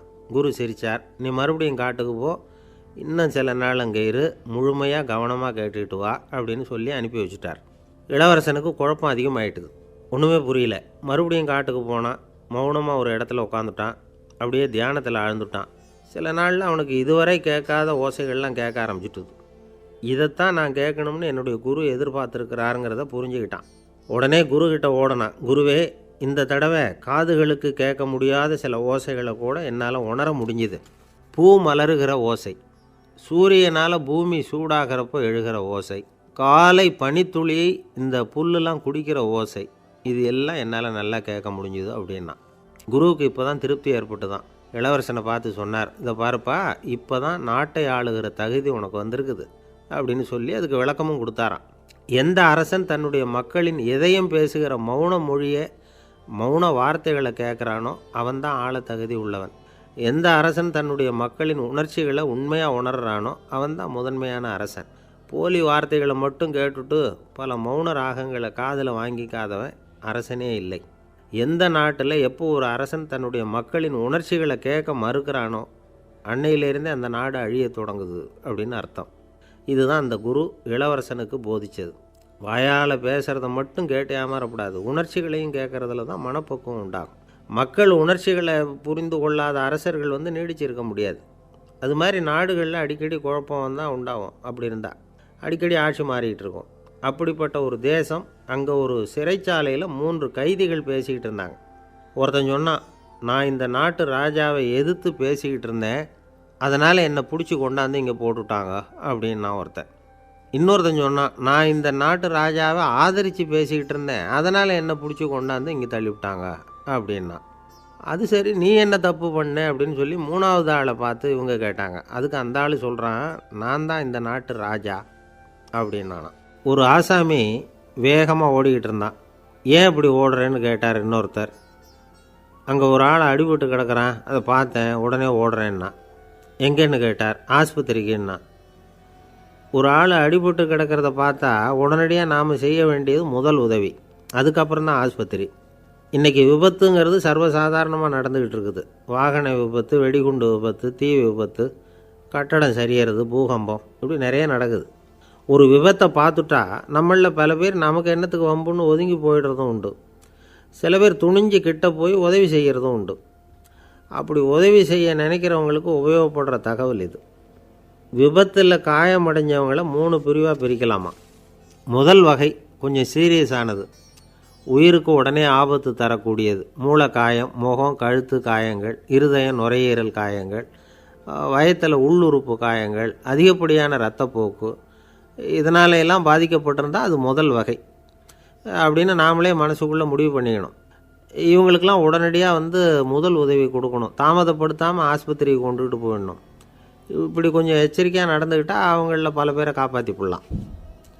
2வது வகை எப்படின்னா, முதல் உதவி விரைவாக கிடைச்சா உயிர் பிழைக்கக்கூடிய மார்பு காயங்கள், கைகால் எலும்பு முறிவு, இடுப்பு முதுகெலும்பு காயம், சீரான இரத்த சேதம், இப்படிப்பட்டவங்களை 2வது வகையாக பிரிக்கணும். ஆபத்து இல்லாத சிராய்ப்புகள், சிறு காயங்கள், இரத்த உறைவுகள், இதனால் பாதிக்கப்படுறவங்க 3வது வகை. ஒருத்தர் தலையில் அடிபட்டு நினைவு விழுந்துட்டார்னு வச்சுங்க, அவருக்கு வாந்தி வர்றதுனால புறையேறி மூச்சு அடைப்பு உண்டாகும். இப்படி ஆகாமல் இருக்கிறதுக்காக தலையை ஒரு பக்கமாக சாய்ச்சி வைக்கலாம். நாடி துடிப்பையும் இதய துடிப்பையும் தொட்டு பார்க்கணும். அது குறைஞ்சிருந்தாலும் சரி, நின்று இருந்தாலும் சரி, அவர் மார்பை நிமிஷத்துக்கு 80 தடவை உள்ளங்கையால் அழுத்தி இதய துடிப்பை மீட்கிறதுக்கு உதவி பண்ணணும். கழுத்தில் காயம்பட்டாலும் ஆபத்து அதிகம். கழுத்துக்கு அடியில் ஒரு துண்டை மடித்து வைக்கலாம். 2 பக்கமும் சின்ன தலையணை அல்லது துணி மடிப்புகளை வச்சு கழுத்தை அதிகமாக அசையாமல் பார்த்துக்கலாம். முதுகெலும்பு முறிஞ்சிருக்குமோ அப்படிங்கிற சந்தேகம் இருந்ததுன்னா அவரை அதிகமாக அசைய விடக்கூடாது. அதிகமாக அசைஞ்சால் தண்டு இடத்துல பாதிப்பு ஏற்பட்டு கைகால் விளங்காமல் போயிடும். அவரை ஒரு கனமான போர்வை இல்லைன்னா பாயில் படுக்க வச்சு 4 பேர் மெதுவாக தூக்கி மருத்துவ உதவிக்கு அனுப்பி வைக்கலாம். கையெலும்பு முறிஞ்சிருந்தால் முறிஞ்ச பாகத்தை உடம்போடு சேர்த்து அசையாமல் கட்டி போடலாம். கால் எலும்பு முறிஞ்சிருந்தால் மற்ற காலோடு சேர்த்து கட்டி போடலாம். முறிஞ்ச பாகம் தொங்காமல் பார்த்துக்கணும், அப்போ தான் வீக்கம் உண்டாகாமல் இருக்கும். வெட்டு காயம், குண்டடிப்பட்ட காயம், இதிலெல்லாம் இரத்தப்போக்கு அதிகமாக இருக்கும். ரத்தம் வெளியேற ஆபத்து அதிகம். சுத்தமான துணியை பல மடிப்புகளை மடித்து காயத்தின் மேலே வச்சு அழுத்தமாக ஒரு 10 நிமிஷம் பிடிச்சிக்கணும். ரத்தம் நின்ன உடனே காயத்துக்கு கட்டு போடலாம். சில சமயம் காயம்பட்ட பாகத்தை உயரமாக தூக்கி பிடிச்சிக்கிட்டா தான் ரத்த கசிவு நிற்கும். இந்த விவரங்களையெல்லாம் கொஞ்சம் மனசில் வாங்கி வச்சுக்கிட்டோம்னா சமயத்தில் உதவும். ஏன்னா இந்த காலத்தில் விபத்து எந்த ரூபத்தில் எப்போ வரும்னு யூகிக்கவே முடியல. நண்பர் ஒருத்தர் சொன்னார், நேற்றுக்கு பாருங்கள் சார், என் கண்ணு முன்னாடியே ஒரு சின்ன விபத்து நடந்ததுன்னார். என்னென்னு விசாரித்தோம். ஒரு பஸ்ஸில் வந்துக்கிட்டு இருந்தேன். அந்த பஸ்ஸில் பின்பக்கம் படி ஓரமாக நின்றுக்கிட்டு இருந்த ஒருத்தர் ரோட்டில் விழுந்துட்டார். டிரைவர் அதை கவனிக்கலை, நிறுத்தாமல் அவர் பாட்டுக்கு போகிறாருன்னார். கண்டக்டர் உடனே விசில் கொடுத்து பஸ்ஸை நிறுத்த வேண்டியது தானே அப்படின்னோம். அதுதான் சார் முடியாமல் போச்சுன்னார் அவர். ஏன்னு கேட்டாங்க. தவறி கீழே விழுந்ததே அந்த கண்டக்டர் தான் சார் அப்படிங்கிறார். ஒரு நண்பர், அவர்கிட்ட பேசிக்கிட்டு இருந்தேன். மனித உறவுகள் பற்றி அவர் சொல்லிகிட்டு இருந்தார். அமெரிக்காவில் தந்தை மகன் உறவு எப்படி இருக்குது அப்படிங்கிறத விளக்கிறதுக்கு அவர் ஒரு கதையை சொன்னார். ஒரு அப்பா பகல் பூராவும் அலுவலகத்தில் வேலை, ஓடி ஆடி உழைச்சிக்கிட்டு களைச்சி போய் ராத்திரி 10 மணிக்கு மேலே வீடு திரும்பினான். வீட்டு வாசலில் அவரோட மகன் காத்துக்கிட்டு இருக்கிறான். இன்னமும் தூங்கலை. அப்பாவை வாசல்லையே தடுத்து நிறுத்தி, அப்பா உனக்கு சம்பளம் எவ்வளவு அப்படின்னு கேட்குறான். ஏற்கனவே ஆஃபீஸு பிரச்சனைகளால் அலுத்து போய் திரும்புகிற அப்பாவுக்கு கோவம் வந்துடுது. என்னடா இப்படிலாம் கேளுன்னு உங்கள் அம்மா உனக்கு சொல்லி கொடுத்தாளா அப்படின்னு சொல்லிவிட்டு உள்ளே போய் சட்டையை கட்டி மாட்டிவிட்டு குளிச்சுவிட்டு மறுபடியும் வெளியில் வந்து உடையை மாற்றுகிற சமயம் அப்போ மறுபடியும் மகன் உள்ளே வந்து நிற்கிறான் அவர் முன்னாடியே. அப்பா உனக்கு எவ்வளவு சம்பளங்கிறான் மறுபடியும். அப்பாவுக்கு எரிச்சல் அதிகமாகிட்டுது. மணிக்கு $20 போதுமா அப்படின்னார். அப்படின்னா எனக்கு ஒரு $10 தர முடியுமான்னா மகன். இதுக்கு தான் என் சம்பளம் எவ்வளவுன்னு கேட்டியா? 2ஆம் வகுப்பு படிக்கிற உனக்கு எதுக்குடா $10 அப்படின்னு கத்திவிட்டு தொலைக்காட்சி பெட்டியின் முன்னாடி போய் உட்காந்துக்கிட்டு ஏதோ நிகழ்ச்சியை பார்க்க ஆரம்பிச்சிட்டார். கொஞ்ச நேரம் கழித்து மறுபடியும் மகன் வந்து நிற்கிறான். அப்பா ப்ளீஸ் எனக்கு ஒரு $10 கொடுக்க முடியுமா? மகனுடைய கண்களில் கண்ணீர். என்னடா அவன் கண்ணீரை காட்டி காரியம் சாதிக்கலாம்னு பார்க்குறியா? ஒரு காசு கூட கொடுக்க மாட்டான் போ அப்படின்னு விரட்டி விட்டான். மகன் கண்ணீரை தொடச்சிக்கிட்டே கண்ணை தொடச்சிக்கிட்டு பேசாமல் போய் படுத்துக்கிட்டானா. கொஞ்ச நேரம் ஆச்சு. அப்பாவோட கோபம் கொஞ்சம் கொஞ்சமாக குறைஞ்சிது. பிள்ளைகிட்ட கோபமாக கத்துனது தப்பு தாங்கிறது புரிஞ்சுது அவனுக்கு. எழுந்திரிச்சு போனான், படுக்கை இறக்கி போனான். மகனை பார்த்தான். அவன் தலையணையை கட்டி பிடிச்சிக்கிட்டு அழுதுகிட்டு இருக்கிறான். அவனை மெல்ல நெருங்கி அவங்ககிட்ட எதமாக பேசுகிறதுக்கு ஆரம்பித்தானான்.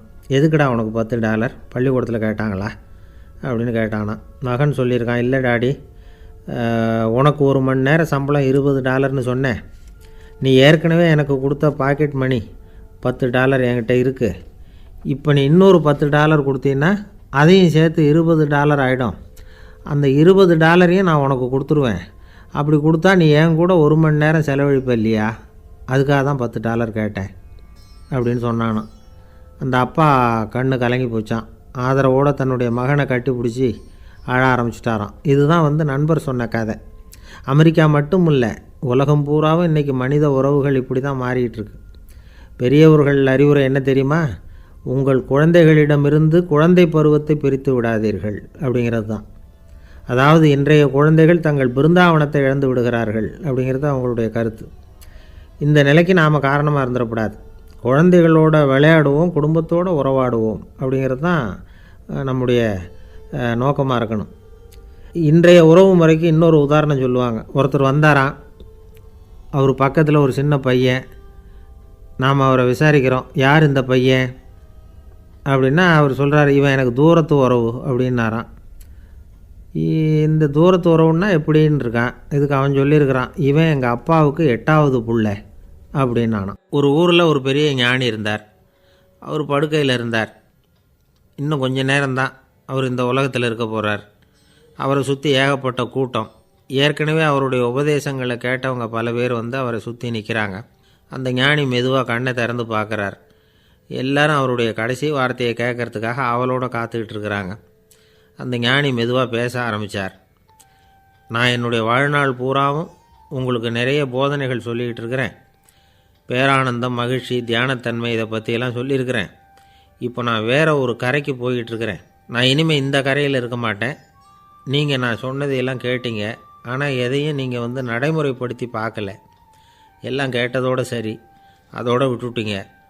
அப்புறம் அதை தள்ளி போட்டுக்கிட்டே வந்துட்டீங்க. மேலும் அதை தள்ளி போடுறதுல எந்த பிரயோஜனமும் கிடையாது.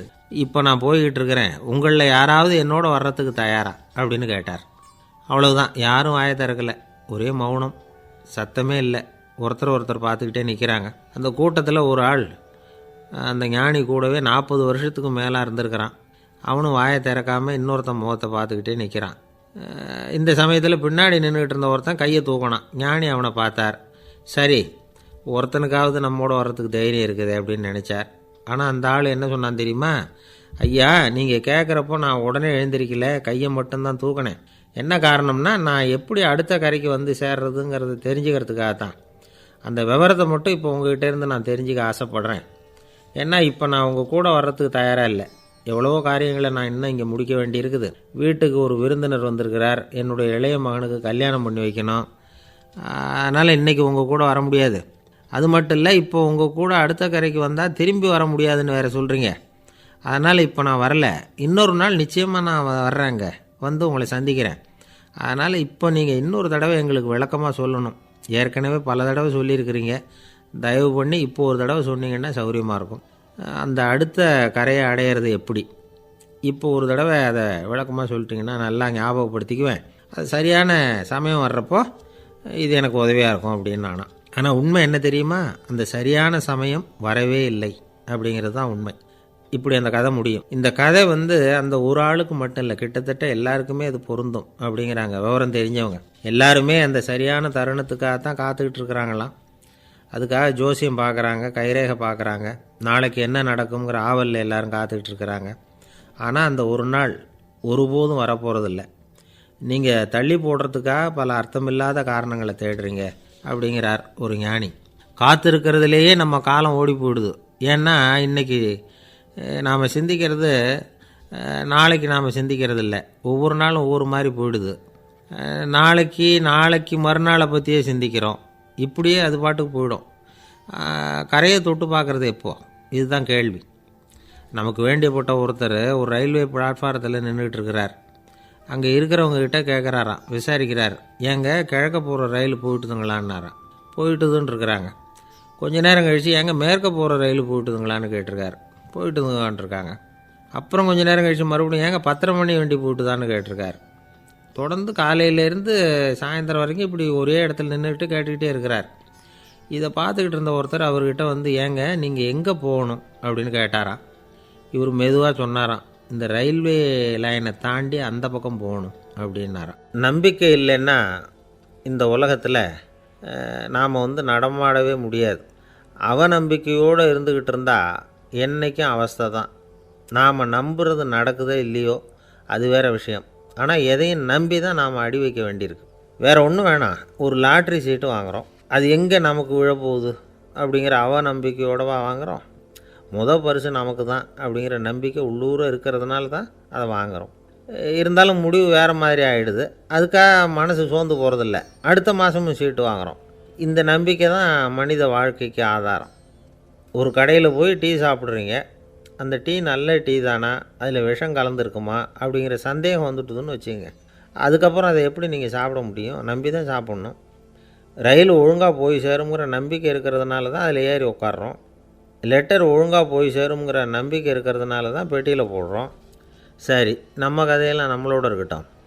மனித நம்பிக்கை எந்த அளவுக்கு உறுதியாகவும் அறிவுபூர்வமாகவும் இருக்கணுங்கிறதுக்கு அலெக்சாண்டர் வாழ்க்கையில் நடந்த ஒரு சம்பவத்தை உதாரணமாக சொல்லலாம். இந்த உலகத்தையே ஜெயிக்கணும்னு புறப்பட்டார் அலெக்சாண்டர். ஒரு கட்டத்தில் அவர் சிட்னஸ் நதி கரைக்கு சேர்ந்தார். அந்த சமயத்தில் அவருக்கு கடுமையான நோய் வந்துட்டுது. அவர் கூடவே வந்திருந்த கிரேக்க வைத்தியர்கள் என்னென்னமோ முயற்சியெல்லாம் பண்ணி பார்த்தாங்க. இருந்தாலும் அலெக்சாண்டருக்கு வந்திருக்கிறது என்ன நோய்ங்கிறத அவங்களால கண்டுபிடிக்க முடியல. ஏன்னா அந்த பகுதியில் உள்ளவங்களுக்கு மட்டுமே அதிகமாக வரக்கூடிய ஒரு வினோதமான நோயாக இருந்தது அது. ஆனால் அவர் இருக்கிற இடம் எதிரியோட இடம், பாரசீக மன்னனோட ஆளுகைக்கு உட்பட்ட இடம். என்ன பண்ணுறது அப்படின்னு எல்லாரும் யோசனை பண்ணாங்க. பாரசீக மன்னனோட அரண்மனையில் இருக்கிற வைத்தியர் வந்தால் இந்த நோயை குணப்படுத்தி விடுவார் அப்படின்னு சொன்னாங்க. இருந்தாலும் எதிரியோட நாட்டில் இருக்கிற வைத்தியரை கூப்பிட்டு எப்படி நம்பி வைத்தியம் பார்க்க சொல்கிறது அப்படின்னு சொல்லி எல்லோரும் தயங்கினாங்க. ஆனால் அலெக்சாண்டர் தயங்கலை. பரவாயில்ல, அழைச்சிட்டு வாங்கன்னு விட்டார். உடனே அவரை போய் அழைச்சிட்டு வந்துட்டாங்க. அவர் வந்தார். அலெக்சாண்டர் உடம்பை பரிசோதனை பண்ணி பார்த்தார். சரி, இதை குணப்படுத்தி விடலாம், பயப்பட வேண்டியதில்லை. ஆனால் இதுக்கு ஒரு மூலிகை ரசம் தயார் பண்ணி கொடுக்கணும். நான் போய் அதை தயார் பண்ணிவிட்டு 2 நாளில் திரும்பி வந்துடுறேன் அப்படின்னு சொல்லிவிட்டு போனார் அந்த வைத்தியர். அதே மாதிரி 2 நாளில் திரும்பி வந்தார் மூலிகை ரசத்தோட. இதுக்கு இடையில் அலெக்சாண்டரோட தளபதிகளில் ஒருத்தர் ரகசியமாக ஒரு எச்சரிக்கை கடிதம் கொடுத்து அனுப்பியிருக்கிறான். அதை வாங்கி என்ன விஷயம்னு பார்த்தார். இப்போ உங்ககிட்ட வந்திருக்கிற எதிரி நாட்டு வைத்தியரை நம்பாதீங்கோ. அவன் கொண்டுகிட்டு வந்திருக்கிற மூலிகை ரசத்தில் விஷம் கலந்துருக்குது அப்படின்னு அதில் எழுதியிருக்கு. அதை பார்த்தார் அலெக்சாண்டர். இருந்தாலும் கொஞ்சம் கூட அலட்டிக்கலை. வைத்தியர் கொடுத்த மருந்தை வாங்கி கடகடன்னு குடிச்சுட்டு அதுக்கப்புறம் அந்த கடிதத்தில் இருந்த விஷயத்தை அந்த வைத்தியர்கிட்ட சொன்னார்.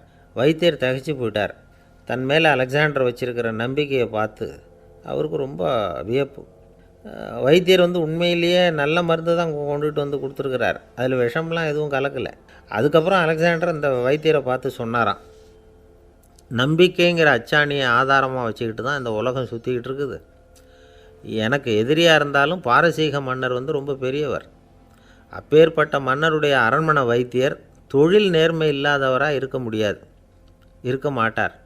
அப்படி இருந்தால் அவரை அரண்மனை வைத்தியராக வச்சிருக்கவே மாட்டாங்க அப்படின்னு நம்பினேன். என்னுடைய நம்பிக்கை வீண் போகலை அப்படின்னாராம். இதுதான் மானுட நம்பிக்கைங்கிறது. இந்த காலத்துலேயும் இது மாதிரி இந்த மானுட நம்பிக்கையை ரொம்பவும் சாமர்த்தியமாக கையாளுகிற கெட்டிக்காரங்க சில பேர் இருக்கிறாங்க. இந்த காலத்து குரு, அவருக்கு ஒரு சிஷ்யன். குரு முன்னாடி அந்த சிஷ்யன் ரொம்ப பணிவாக நின்று, குருவே, உங்கள் கையால் விஷத்தை கொடுத்தாலும் அதை வாங்கி மடமடன்னு குடிச்சிருவேன் அப்படின்னா. உன்னுடைய குரு பக்தியை மெச்சினேன் அப்படின்னார் குரு. அதுக்கு அந்த சிஷ்யன், அப்படி இல்லை குருவே, உங்கள்கிட்ட சிஷ்யனாக இருக்கிறத விட உங்கள் கையால் விஷத்தை வாங்கி குடிச்சு விட்றது ரொம்ப நல்லது, அதனால தான் அப்படி சொன்னேன் அப்படின்னா. ஒரு தீக்குச்சி தீப்பெட்டியை பார்த்து கேட்டு தான், நாம் 2 பேரும் தானே உரசிக்கிறோம், ஆனால் நான் மட்டும் தீப்பிடிச்சி எரிஞ்சு போகிறேன், நீ அப்படியே இருக்கிறியே அப்படின்னு தான். அதுக்கு தீப்பெட்டி சொல்லியிருக்குது, உனக்கு தலையில் கணம் இருக்குது அதனால் அழிஞ்சு போகிறேன் அப்படின்னு தான். எப்படி இருக்குது பாருங்கள் இந்த பதில். தலையில் கணம் உள்ளவங்க யாருமே சரியாக இருக்க முடியாது. எவ்வளவு பெரியவங்களாக இருந்தாலும் சரி, ரொம்ப கஷ்டம்தான் அது. கர்வங்கிறது கூடவே கூடாது.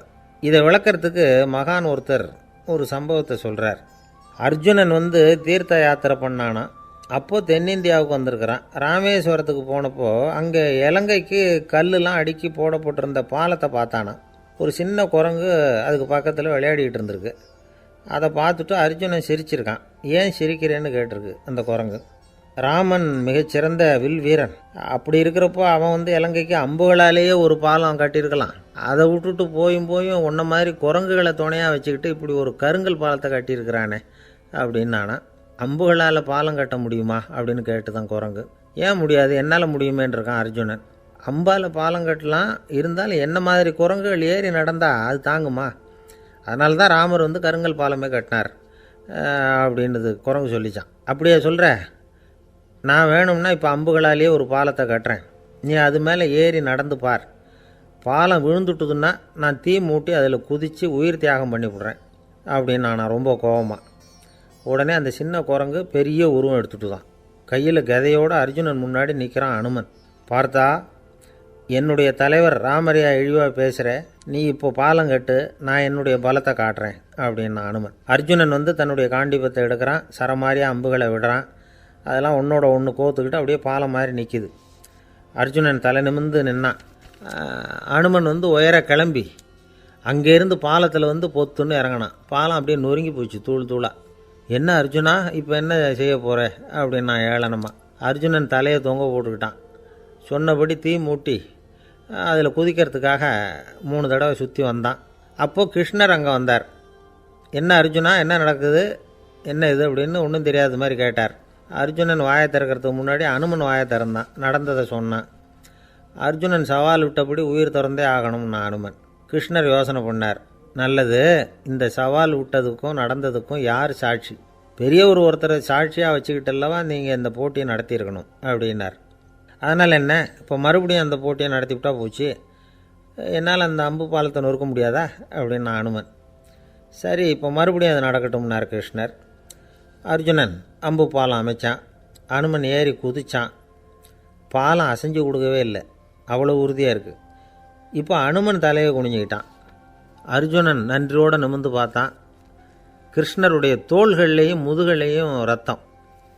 என்ன சுவாமி, என்ன நடந்ததுன்னு நான் பதறி போய், உன் அம்பு பாலத்தை நான் தான் முட்டு கொடுத்து தாங்கிக்கிட்டு இருந்தேன். அனுமன் குதித்தப்போ என் மேலே ஏற்பட்ட காயங்கள் இவை. பின்ன உன்னுடைய அம்பு பலத்தினாலேயா பாலம் நின்றுதுன்னு நினைக்கிற அப்படின்னாராம். முதல்ல அர்ஜுனன் அப்புறம் அனுமன் 2 பேருக்குமே கர்வ பங்கம் ஆகிட்டு தான். அதாவது அவங்கக்கிட்ட இருந்த கர்வம் போயிட்டுது. யாராக இருந்தாலும் கர்வம் கூடாதுங்கிறத இதிலேருந்து நாம் புரிஞ்சுக்கணும். இந்த காலத்தில் நாமெல்லாம் எந்த விஷயத்துக்கெல்லாம் கர்வப்பட்டுருக்கோம் தெரியுமா? 2 பெண்கள் தங்களுடைய கணவன்மார்களை பற்றி ரொம்ப பெருமையாக பேசிக்கிட்டாங்களாம். அதில் ஒரு அம்மா சொல்லியிருக்கு, என் வீட்டுக்காரர்கிட்ட எந்த சப்ஜெக்ட் கொடுத்தாலும் சரி அந்த விஷயத்தை பற்றி அழகாக 1 மணி நேரம் பேசுவார் அப்படின்னாங்களாம். உடனே இன்னொரு அம்மா, அது என்ன பிரமாதம், என் வீட்டுக்காரருக்கு சப்ஜெக்டே தேவையில்லை, விஷயமே இல்லாமல் நாள் பூரா பேசிக்கிட்டு இருப்பார் அப்படின்னாங்களாம். ஒரு காடு, நல்ல மரம்லாம் செழிச்சு இருந்தது. அப்படிப்பட்ட காட்டில் ஒரு சாது இருந்தார். அவர் எப்படின்னா எப்பவும் ஒரு மரத்தடியில் உட்காந்துருப்பார். ஏன்னா அவருடைய இருப்பிடமே அதுதான். அவர் என்ன பண்ணுவார், 3 கல் வச்சுருந்தார். செங்கல் மாதிரி இருக்கும், ஆனால் அதை விட கொஞ்சம் பெருசாக இருக்கும். எதுக்கு அந்த 3 கல்லுன்னா, அதுதான் அவருடைய படுக்கை. அதாவது தூங்குறப்ப ஒரு கல்லை தலைக்கு கீழே வச்சுக்குவார், இன்னொரு கல்லை இடுப்புக்கு கீழே வச்சுக்குவார், இன்னொரு கல்லை காலுக்கு கீழே வச்சுக்குவார். உடம்பை வந்து அப்படியே ஒரு தகட்டால் மூடிக்குவார், அப்படியே தூங்கி போடுவார். மழை பெய்யுதுன்னு வச்சுங்க, அவர் உடம்பு வந்து 3 கல் மேலே இருக்குதா, அதனால் தண்ணி வந்து அடியில் ஓடி போடும், உடம்பு நனையாது. மேலே தகடு இருக்கிறதுனால மழையும் உடம்புல படாது. அவர் தூக்கமும் கெடாது, நிம்மதியாக தூங்குவார். பகலில் அந்த 3 கல்லையும் ஒரு சேர ஒரு அடுப்பு மாதிரி வச்சு அது மேலே உட்காந்துக்குவார். அதனால் பாம்பு பூச்சி எதுவும் அவரை வந்து தொந்தரவு பண்ணுறதில்ல, அது பாட்டுக்கு நகர்ந்து போயிடும். அவர் பாட்டுக்கு நிம்மதியாக இருப்பார். யாராவது எதையாவது கொண்டுகிட்டு வந்து கொடுத்தா அதை வாங்கி சாப்பிடுவார், அவ்வளவுதான். ஒரு நாள் அந்த நாட்டு அரசன் காட்டுக்கு வேட்டையாட வந்தான். அந்த வழியாக வந்தப்போ இந்த சாது படுத்துருக்கிறத பார்த்தான், பரிதாபப்பட்டான். ஐயோ பாவம், இவர் இப்படி இந்த கல் மேலே உடம்பை வச்சுக்கிட்டு தூங்குறாரே, என்ன பாடுபடுவார், இவரை நாம் வந்து அரண்மனைக்கு அழைச்சிட்டு போய் சுகமாக நிம்மதியாக இருக்கிறதுக்கு வழி செஞ்சு கொடுப்போம், அது ரொம்ப நல்லாயிருக்கும் அப்படின்னு நினச்சான். அப்படி நினச்சிக்கிட்டே அரண்மனைக்கு வந்துட்டான். அதுக்கப்புறம் ஒரு பல்லக்கையும் 2 சேவகர்களையும் காட்டுக்கு அனுப்பி அந்த சாதுவை மெதுவாக இங்கே அழைச்சிட்டு வந்துடுங்க அப்படின்னு சொல்லி அனுப்பி வச்சான். இவங்க போய் அவர்கிட்ட விவரத்தை சொன்னாங்க. எனக்கு என்னத்துக்கு அரண்மனை வாசம் அப்படின்னார். இருந்தாலும் மன்னர் உத்தரவு, நீங்கள் அவசியம் வரணும் அப்படின்னாங்க இவங்க. சரின்னு சொல்லிவிட்டு வேறு வழி இல்லாமல் புறப்பட்டார். புறப்படும் பொழுது என்ன பண்ணார்னா, மறக்காமல் அந்த 3 கல் ஒரு தகடு அதையும் எடுத்து பல்லக்கில் வச்சுக்கிட்டார். என்னத்துக்கு இதையெல்லாம் எடுத்து வைக்கிறாரு அப்படின்னு சொல்லி அவங்க யோசனை பண்ணாங்க. இருந்தாலும் அதை பற்றி ஒன்றும் கேட்கல. பேசாமல் அவரை அழைச்சிட்டு போய் அரண்மனையில் விட்டுட்டாங்க. அரசன் ஓடி வந்தான், வரவேற்றான், அறுசுவை உணவு படைத்தான். அவர் படுக்கிறதுக்கு தங்க கட்டில், பட்டு மெத்தை, இப்படி எல்லாம் ஏற்பாடு பண்ணி வச்சான். இங்கே படுத்து ஓய்வு எடுத்துங்க அப்படின்னு சொல்லிவிட்டு அவன் பாட்டு போயிட்டான். மறுநாள் காலையில் வந்து பார்க்குறான், சாது படுத்துருக்கிறார். எப்படி தெரியுமா, அந்த பட்டு மெத்தை மேலே 3 கல்லையும் வச்சு வழக்கம் போலவே அது மேலே படுத்துருக்கிறார், அதுக்கு மேலே தகடு. அரசன் பார்த்துட்டு அதிர்ச்சி ஆகிட்டான். என்ன சுவாமி இப்படி அப்படின்னா, சாது சொன்னார், எனக்கு வந்து தேவையும் இல்லை குறையும் இல்லை, எல்லா இடத்துலையும் எனக்கு ஒரே மகிழ்ச்சி தான் அப்படின்னார். மகிழ்ச்சிங்கிறது தங்க கட்டிலேயோ பட்டு மெத்தையிலேயோ இல்லை, அது வந்து மனசில் இருக்கிற ஒரு விஷயம். உண்மையான மகிழ்ச்சிக்கு வழி வந்து மனப்பக்குவம் அப்படிங்கிறது அந்த அரசனுக்கு புரிஞ்சுதான். இந்த காலத்தில் ஒரு சாமியார், அவரை தேடி ஒரு சீடன் வந்தான்.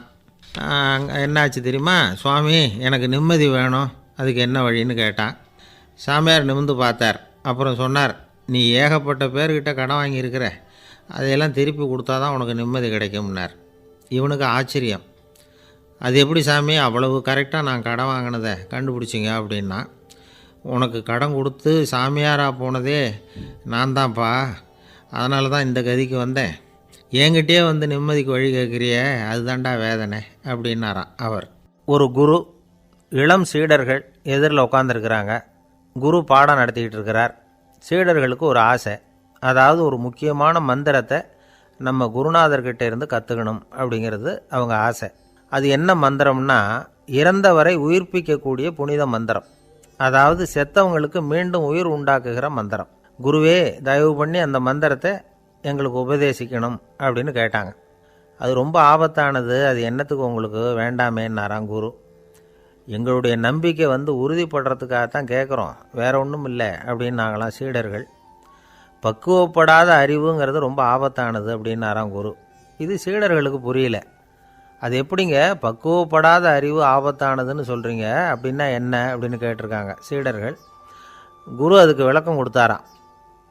அந்த மந்திரத்தை எப்போ பயன்படுத்தணுங்கிறது முக்கியம், அதை அறியக்கூடிய ஞானம் ஏற்படுகிற வரைக்கும் அதை தெரிஞ்சுக்காமல் இருக்கிறது தான் நல்லது, இல்லைன்னா ஆபத்துன்னாராம். ஆனால் அந்த சீடர்கள் அதை கேட்குற மாதிரி இல்லை, ரொம்ப பிடிவாதம் பண்ண ஆரம்பிச்சிட்டாங்க. சரி வாங்க சொல்கிறேன்னார் குரு. எல்லோரும் வந்தாங்க. அந்த புனித மந்திரத்தை அவங்களுக்கு ரகசியமாக உபதேசம் பண்ணார். உபதேசம் பண்ணிவிட்டு அவங்களுக்கு எச்சரிக்கையும் கொடுத்தார். இந்த மந்திரத்தை நல்லா ஆராய்ச்சி பார்த்ததுக்கு அப்புறம்தான் உச்சரிக்கணும், அவசரப்பட்டு எதுவும் செஞ்சிடக்கூடாது அப்படின்னு ஒரு தடவைக்கு பல தடவை எச்சரிக்கை கொடுத்தார். சரின்னு சொல்லிவிட்டு அவங்கெல்லாம் மந்திரத்தை கற்றுக்கிட்டு எழுந்திரிச்சு போயிட்டாங்க. ஒரு நாள் அந்த சீடர்கள் எல்லாம் மணற்பாங்கான இடத்துல அப்படியே நடந்து போயிட்டுருக்குறாங்க. ஒரு பாலைவன பகுதி மாதிரி ஒரு இடம். அங்கே ஒரு இடத்துல எலும்புகள் குவியலாக கிடந்தது. உடனே இந்த சீடர்கள் முன்ன பின்ன யோசிக்காமல், தியானமும் பண்ணாமல், அந்த மந்திரத்தோட பயனை சோதித்து பார்க்கணும் அப்படின்னு நினச்சிக்கிட்டு அந்த மந்திரத்தை உச்சரிக்க ஆரம்பிச்சிட்டாங்க. அவ்வளோதான். உடனே என்னாச்சு தெரியுமா? அந்த எலும்புகள் எல்லாம் ஓநாய்களாக மாறி அவங்கள துரத்த ஆரம்பிச்சிட்டுது. சீடர்கள் எல்லாம் தலைதெறிக்க ஓட ஆரம்பிச்சிட்டாங்க. ஓநாய்களும் விடலை, அவங்கள துரத்தி பிடிச்சி கடித்து கொதற ஆரம்பிச்சிட்டுது. அப்போ தான் அந்த சீடர்களுக்கு குரு சொன்ன அறிவுரையோட அர்த்தம் புரிஞ்சுது. பக்குவப்படாத அறிவு ஆபத்தானது அப்படிங்கிறது. அதனால் இதிலேருந்து நாம் தெரிஞ்சுக்க வேண்டியது என்னென்னா, நாம் நம்ம அறிவை வளர்த்துக்கிட்டால் மட்டும் போதாது, அந்த அறிவை எப்போ எப்படி பயன்படுத்தணும் அப்படிங்கிற பக்குவமும் நமக்கு வரணும். அப்போ தான் வாழ்க்கை நல்லபடியாக அமையும். இல்லைன்னா இடைஞ்சல் தான். இந்த காலத்தில் சில சின்ன பிள்ளைங்களுக்கே அறிவு ரொம்ப பக்குவப்பட்டிருக்குங்கிறத உணர முடியுது. ஒரு சின்ன பையன் பள்ளிக்கூடத்தில் மார்க் லிஸ்ட்டு கொடுத்தாங்க, வாங்கிக்கிட்டு அவசரமாக வீட்டுக்கு ஓடினான். எதிரில் வந்த ஒருத்தர் கேட்டார், என்ன அவசரம், ஏன் இப்படி வேகமாக ஓடுறேன்னார். எங்கள் அம்மாக்கிட்ட அடி வாங்கணும், அதுக்காக தான் ஓடுறேன்னா. அடி வாங்கிறதுக்காக இவ்வளவு அவசரம்னார் அவர். அப்படி இல்லைங்க, நான் போகிறதுக்குள்ளே எங்கள் அப்பா வீட்டுக்கு வந்துட்டாருன்னா அவர்கிட்ட அடி வாங்க வேண்டியிருக்கும், அதை அவாய்ட் பண்ணுறதுக்காக இப்படி ஓடுறேன் அப்படின்னு நானும் அந்த பையன். ரொம்ப நாளைக்கு முன்னாடி ஒரு நாள் கோவலன் நாடகம் நடந்தது. எங்கள் மதுரையில் நடந்தது. அதில் ஒரு முக்கியமான கட்டம். கண்ணகி கிட்ட சிலம்பை வாங்கிக்கிட்டு அதை விற்கிறதுக்காக மதுரை நகருக்கு புறப்படுறான் கோவலன். அந்த சமயத்தில் கண்ணகி பாடுற மாதிரி ஒரு நாடக பாடல், நாடக ஆசிரியர் எழுதினது.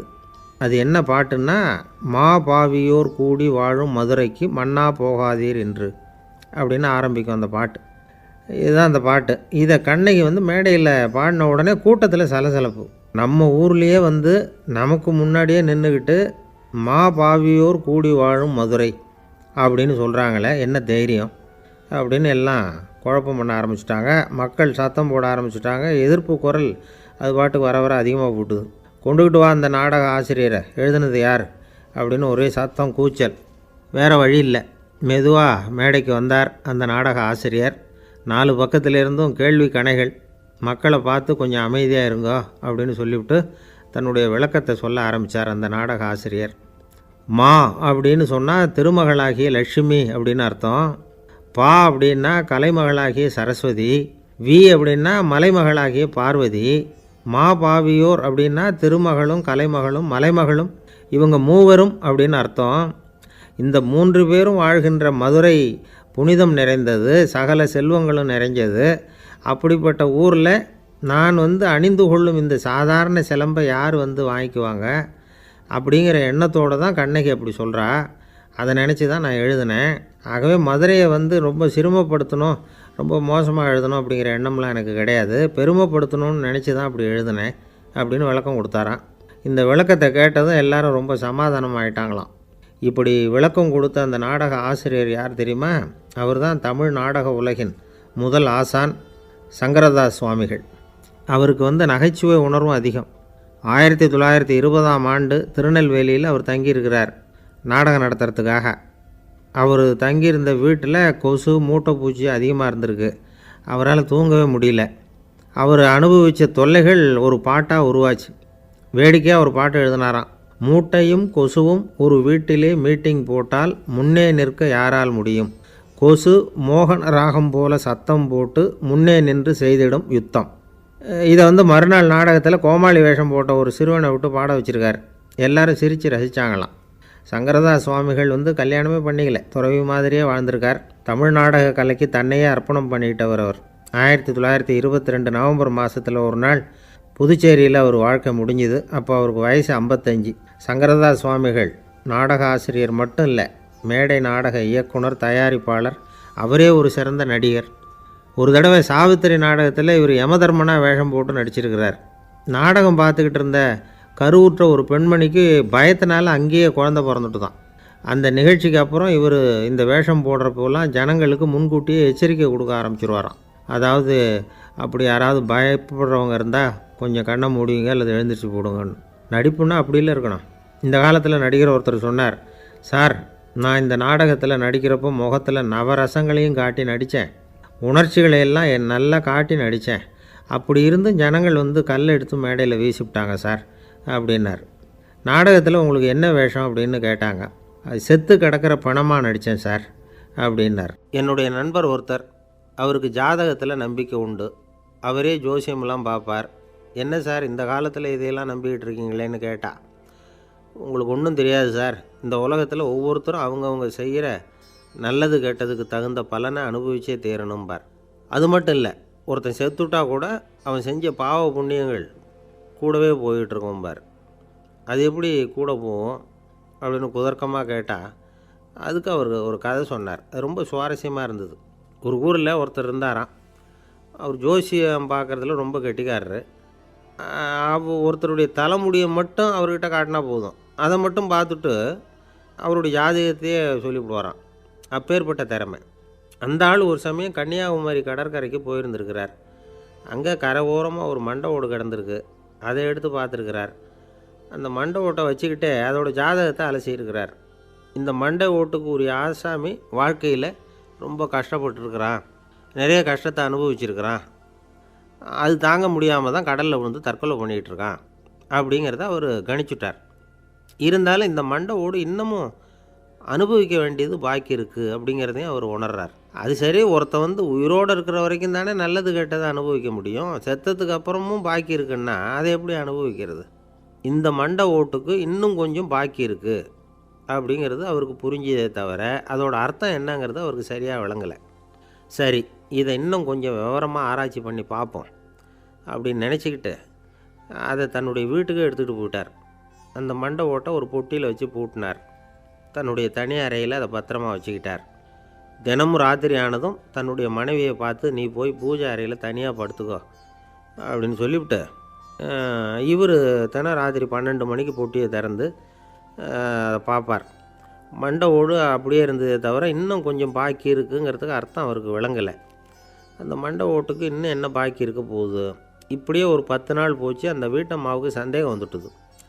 நம்ம வீட்டுக்காரர் நம்மளை தனியாக ஏன் தூங்க சொல்கிறார் அப்படிங்கிற சந்தேகம். உடனே பக்கத்து வீட்டு அம்மாக்கிட்ட விஷயத்தை சொல்லியிருக்கிறாங்க. அந்த அம்மா உடனே, நீ கவலைப்படாத, நான் கண்டுபிடிச்சி சொல்கிறேன்னு சொல்லிவிட்டாங்களாம். அன்றைக்கி ராத்திரியே ஜன்னல் வழியாக எட்டி பார்த்துருக்குறாங்க. இந்த ஆள் மண்டை ஓட்டை கையில் வச்சுக்கிட்டு அதை திருப்பி திருப்பி அப்படியும் அப்படியும் பார்த்துக்கிட்டு இருந்தது தெரிஞ்சுட்டுது. மறுநாள் காலையில் அவரோட மனைவியை பார்த்தாங்க. ஏம்மா, உன் வீட்டுக்காரருக்கு நீ முதல் மனைவியா 2வது மனைவியா அப்படின்னு கேட்டாங்க. எனக்கு தெரிஞ்ச வரைக்கும் நான் ஒருத்தி தான் அவருடைய மனைவின்னாங்க. அப்படி இல்லை, நீ அவருக்கு 2வது மனைவி. முதல் மனைவியின் மண்டை ஓடு தான் அவர் கையில் இருக்குப்போ, அதை தான் அவர் தினமும் ராத்திரியில் எடுத்து பார்த்துக்கிட்டு இருக்கிறாரு அப்படின்னு விட்டாங்க அந்த அடுத்த வீட்டம்மா. அப்படியா விஷயம்னு சொல்லிவிட்டு கணவன் வீட்டில் இல்லாத நேரமாக பார்த்து அந்த மண்டை ஓட்டை எடுத்து கொண்டாந்து ஒரு உரலில் போட்டு உலக்கையால் குத்தி நொறுக்க ஆரம்பிச்சுட்டுது அந்த அம்மா. வெளியே போயிருந்த அந்த ஆள் அப்போ தான் உள்ளே நுழைஞ்சார். மண்டை ஓடு உலக்கைக்கிட்ட குத்து வாங்கிட்டு இருக்கு. அது அனுபவிக்க வேண்டியது இன்னும் கொஞ்சம் பாக்கி இருக்குது அப்படிங்கிறதுக்கான அர்த்தம் எனக்கு இப்போ தான் புரிஞ்சுதுன்னாராம் அவர். இந்த கதையிலேருந்து நாம் இன்னொரு நீதியையும் புரிஞ்சுக்கணும். அதாவது நம்ம வீட்டை பற்றி நமக்கு தெரியாததெல்லாம் அடுத்த வீட்டுக்காரங்களுக்கு நல்லா தெரியும். ஒருத்தர் ரொம்ப கவலையோடு உட்காந்துருந்தார். எதை பற்றி சார் கவலைப்படுறீங்கன்னு கேட்டோம். எதிர்காலத்தை பற்றி கவலைப்படுறேன்னார். ஏன்னு கேட்டோம். என்ன பண்ணுறதுன்னே தெரியல சார், எதிர்காலம் ஒரே இருட்டாக இருக்குது, பாதையே புரியலன்னார். இன்றைக்கி நம்ம இளைஞர்கள் பல பேருக்கு எதிர்காலம் இருட்டாக தான் தெரியுது. அவங்கெல்லாம் இந்த கதையை கொஞ்சம் கேட்கணும். ஒரு மலை அடிவாரத்தில் ஒரு சின்ன கிராமம்.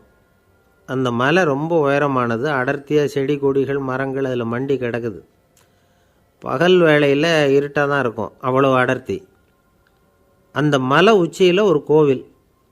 நாள் ராத்திரியே புறப்பட்டால் தான் காலையில் அந்த கோயிலுக்கு போய் சேர முடியும். கிராமத்து இளைஞன் ஒருத்தன் அந்த மலை உச்சிக்கு போக வேண்டியிருந்தது. கையில் ஒரு விளக்கை எடுத்துக்கிட்டு நாள் ராத்திரியே புறப்பட்டான். புறப்பட்டு போனவன் கிராமத்து எல்லையிலேயே நின்றுட்டான். ஏன் தெரியுமா?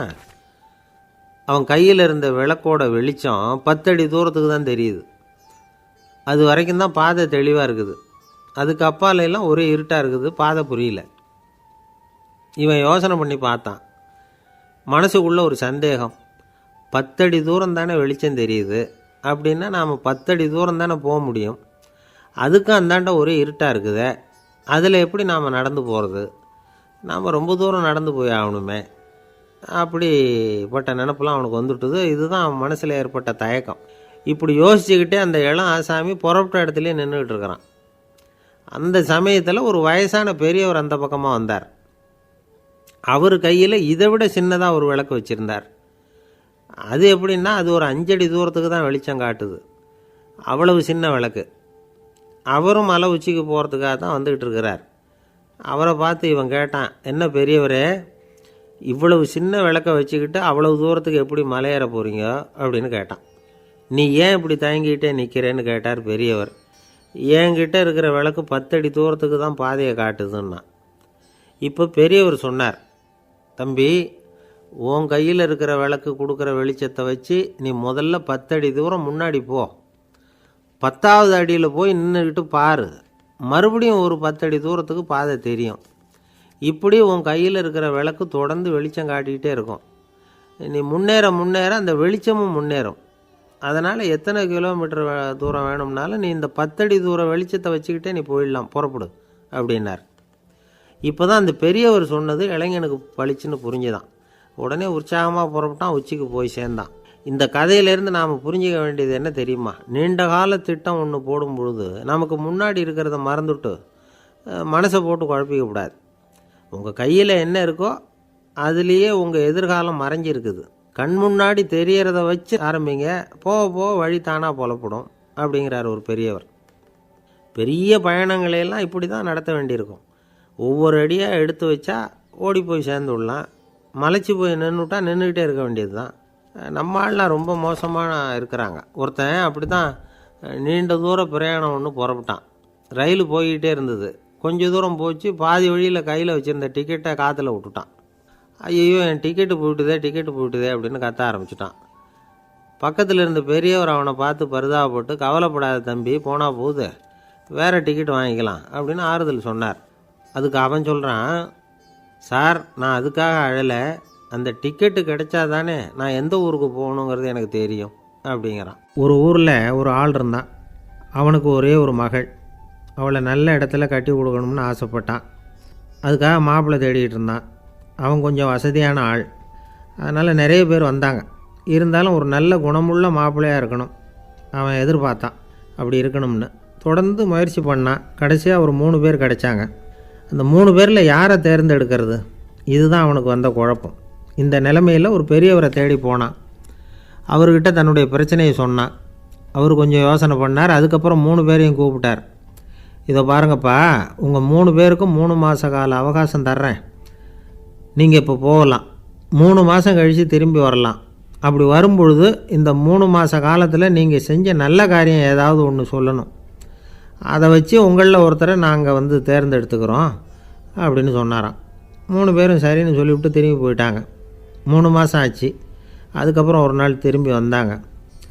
அவர் அவங்கள கூப்பிட்டு உட்கார வச்சார். அப்புறம் கேட்டார், இப்போ சொல்லுங்கள், இந்த 3 மாத காலத்தில் நீங்கள் செஞ்சுருக்கிற ஏதாவது ஒரு நல்ல காரியத்தை சொல்லுங்கள் அப்படின்னார். முதல்ல ஒருத்தன் எழுந்திரிச்சு நின்னான். ஐயா, எங்கள் அப்பா இறந்த பிறகு அவரோட கணக்கு வழக்குகளை எடுத்து பார்த்துக்கிட்டு இருந்தேன். அவர் ஒரு வியாபாரிகிட்ட 10,000 ரூபா கடன் வாங்கியிருக்கிறதாக எழுதியிருந்தார். அந்த வியாபாரியும் இப்போ உயிரோடு இல்லை. இருந்தாலும் அந்த வியாபாரியோட மகனை தேடி கண்டுபிடிச்சேன். கணக்கு புத்தகத்தை காட்டினேன். எங்கள் அப்பா உங்கள் அப்பா கிட்ட 10,000 ரூபா கடன் வாங்கியிருக்கிறதாக இதை எழுதியிருக்கிறார். அதனால் அதை திருப்பி கொடுக்கறதுக்காக வந்திருக்கிறேன். இந்தாங்க அந்த பணம் அப்படின்னு சொல்லி கொடுத்துட்டு வந்துட்டேன் அப்படின்னு நானும். இதை பெரியவர் கவனமாக கேட்டுக்கிட்டார். அதுக்கப்புறம் 2வது இளைஞன் எழுந்திரிச்சான். ஐயா, நான் போன மாதம் ஒரு நாள் ராத்திரி வேளையில் ஒரு காட்டுப்பாதை வழியாக எங்கள் ஊருக்கு போய்கிட்டு இருந்தேன். அந்த சமயத்தில் அந்த வழியாக வந்துக்கிட்டு இருந்த ஒரு வழிப்போக்கர்கிட்ட 4-5 திருடர்கள் வம்பு வளர்த்து அவர்கிட்ட இருந்த பொருளையெல்லாம் கொள்ளையடிச்சிக்கிட்டு இருந்தாங்க. நான் உடனே ஒரு குச்சியை எடுத்துகிட்டு ஓடினேன். அந்த திருடர்களை அடித்து விரட்டினேன். பொருளையெல்லாம் மீட்டு அந்த வழிப்போக்கர்கிட்ட ஒப்படைச்சேன். அவரை பத்திரமா அழைச்சிக்கிட்டு போய் அவர் வீட்டில் விட்டுட்டு வந்தேன் அப்படின்னு நானும். இதையும் பெரியவர் கவனமாக கேட்டுக்கிட்டார். அடுத்தபடியாக 3வது இளைஞன் எழுந்திரிச்சான். ஐயா, போன மாதம் ஒரு நாள் நான் ஒரு மலைப்பாதை வழியாக போய்கிட்டு இருந்தேன். மலைப்பாதை விளிம்பில் ஒரு மதகு கட்டை, அது மேலே ஒரு ஆள் படுத்து தூங்கிட்டு இருந்தான். அந்த பக்கம் தவறி உருண்டு விழுந்திருந்தான்னா அதில் பாதாளம். அது மலையடி வாரத்தில் போய் தான் விழணும். அவ்வளவு பள்ளம். அது தெரியாமல் அவன் பாட்டுக்கு தூங்கிட்டு இருந்தான். நான் உடனே அவன்கிட்ட ஓடி போய் குனிஞ்சு அவன் முகத்தை பார்த்தேன். அப்போ தான் புரிஞ்சுது, அவன் ஏற்கனவே எனக்கு தெரியும், அவனை எனக்கு நிறைய கெடுதல் பண்ணியிருக்கிறான், இடைஞ்சல் கொடுத்தவன். இருந்தாலும் ஐயோ பாவம்னு நினச்சி அவனை எழுப்பி பாதுகாப்பாக வேற ஒரு இடத்துல படுக்க வச்சுட்டு வந்தேன் அப்படின்னு நானா. பெரியவர் இதையும் கேட்டுக்கிட்டார். அதுக்கப்புறம் அவங்க 3 பேரையும் பார்த்து, நீங்கள் போகலாம், நாங்கள் யோசித்து முடிவு பண்ணி உங்களுக்கு சொல்லி அனுப்புகிறோம் அப்படின்னாராம். அந்த இளைஞர்கள் புறப்பட்டு போயிட்டாங்க. அதுக்கப்புறம் அந்த பெண்ணோட அப்பாவை பார்த்து சொன்னார், இந்த 3 பேருமே நல்ல பிள்ளைங்க தான், அதில் ஒன்றும் சந்தேகம் இல்லை. இருந்தாலும் இந்த 3 பேர் செஞ்ச செயல்களையும் ஒப்பிட்டு பார்க்க வேண்டியிருக்கு. முதல் இளைஞன் நேர்மைக்கு எடுத்துக்காட்டாக விளங்குறான். இந்த காலத்தில் இது மாதிரி இளைஞர்களை பார்க்குறது ரொம்ப கஷ்டம்தான். இருந்தாலும் அவன் கடமையை தான் செஞ்சான். 2வது இளைஞன் நல்ல வீரன், தைரியசாலி. ஒரு வீரன் எதை செய்யணுமோ அதைத்தான் இவன் செஞ்சான். இவன் ஒரு லட்சிய மனிதன். 3வது இளைஞன் தன்னுடைய பகைவனுக்கே உதவி செஞ்சுருக்கான். அவன் உயிரை காப்பாற்றியிருக்கிறான். பகைவனுக்கு அருள்வதுங்கிறது ஒரு சாதாரண மனுஷனால் செய்யக்கூடிய காரியம் இல்லை. பகையை மறக்கிறதும் பகைவனுக்கு அருள்வதும் தெய்வீக பண்புகள். அதனால் இவனையே உன்னுடைய மகளுக்கு ஏற்ற மாப்பிள்ளையாக தேர்ந்தெடுக்கலாம் அப்படின்னு சொன்னாங்களாம். ஒரு நல்ல நாளில் அவங்களுக்கு திருமணம் நல்ல விதமாக நடந்து முடிஞ்சுதான். இது சுவாமி சின்மயானந்தர் சொல்லியிருக்கிற ஒரு கதை. இதிலேருந்து நாம் புரிந்து கொள்ள வேண்டிய ஒரு கருத்து, நமக்கு கெடுதல் பண்ணவங்களுக்கும் நாம் நல்லது செய்யணும். ஆனால் நடைமுறையில் அப்படி நம்மளால் செய்ய முடியறதில்ல. அதுதான் சிக்கல். நம்மால் ஒருத்தங்கிட்ட கேட்டேன், ஏண்டா உன்னுடைய பகைவன் ஒருத்தன் அது மாதிரி ஒரு மலைப்பாதை மதகு கட்டையில் படுத்திருந்தா உடனே நீ என்ன நினைப்ப அப்படின்னு கேட்டோம். இது ஒரு அருமையான சந்தர்ப்பம்னு நினைப்பேன் அப்படின்னா. எதுக்குன்னு கேட்டோம். அவனை அந்த பக்கமாக உருட்டி கீழே தள்ளுறதுக்கு அப்படின்னா. ஒரு காடு, அங்கே புத்தர் அவர் பாட்டுக்கு நடந்து போய்கிட்டே இருக்கிறார். அவருக்கு பின்னாடி ஒரு குரங்கு, அதுவும் தொடர்ந்து வந்துக்கிட்டே இருக்குது. புத்தர் திரும்பி பார்த்தார். குரங்கு அப்படியே குதித்து உயர எழும்பி ஒரு கிளையில் போய் உக்காந்துது. ஏன் இப்படி பண்ணுறேன்னு கேட்டார் புத்தர். என்னை சாதாரணமாக நினைக்க வேணாம், நான் மகாமந்தி, என்னால் எல்லாம் முடியும், முடியாதுங்கிற வார்த்தையே என்னுடைய அகராதியில் கிடையாது, என்ன வேணும்னாலும் செய்வேன் அப்படின்னுது. அப்படின்னா ஒரு பந்தயம் வச்சுக்கலாமான்னார் இவர். ஓ வச்சுக்கலாமேன்னுது.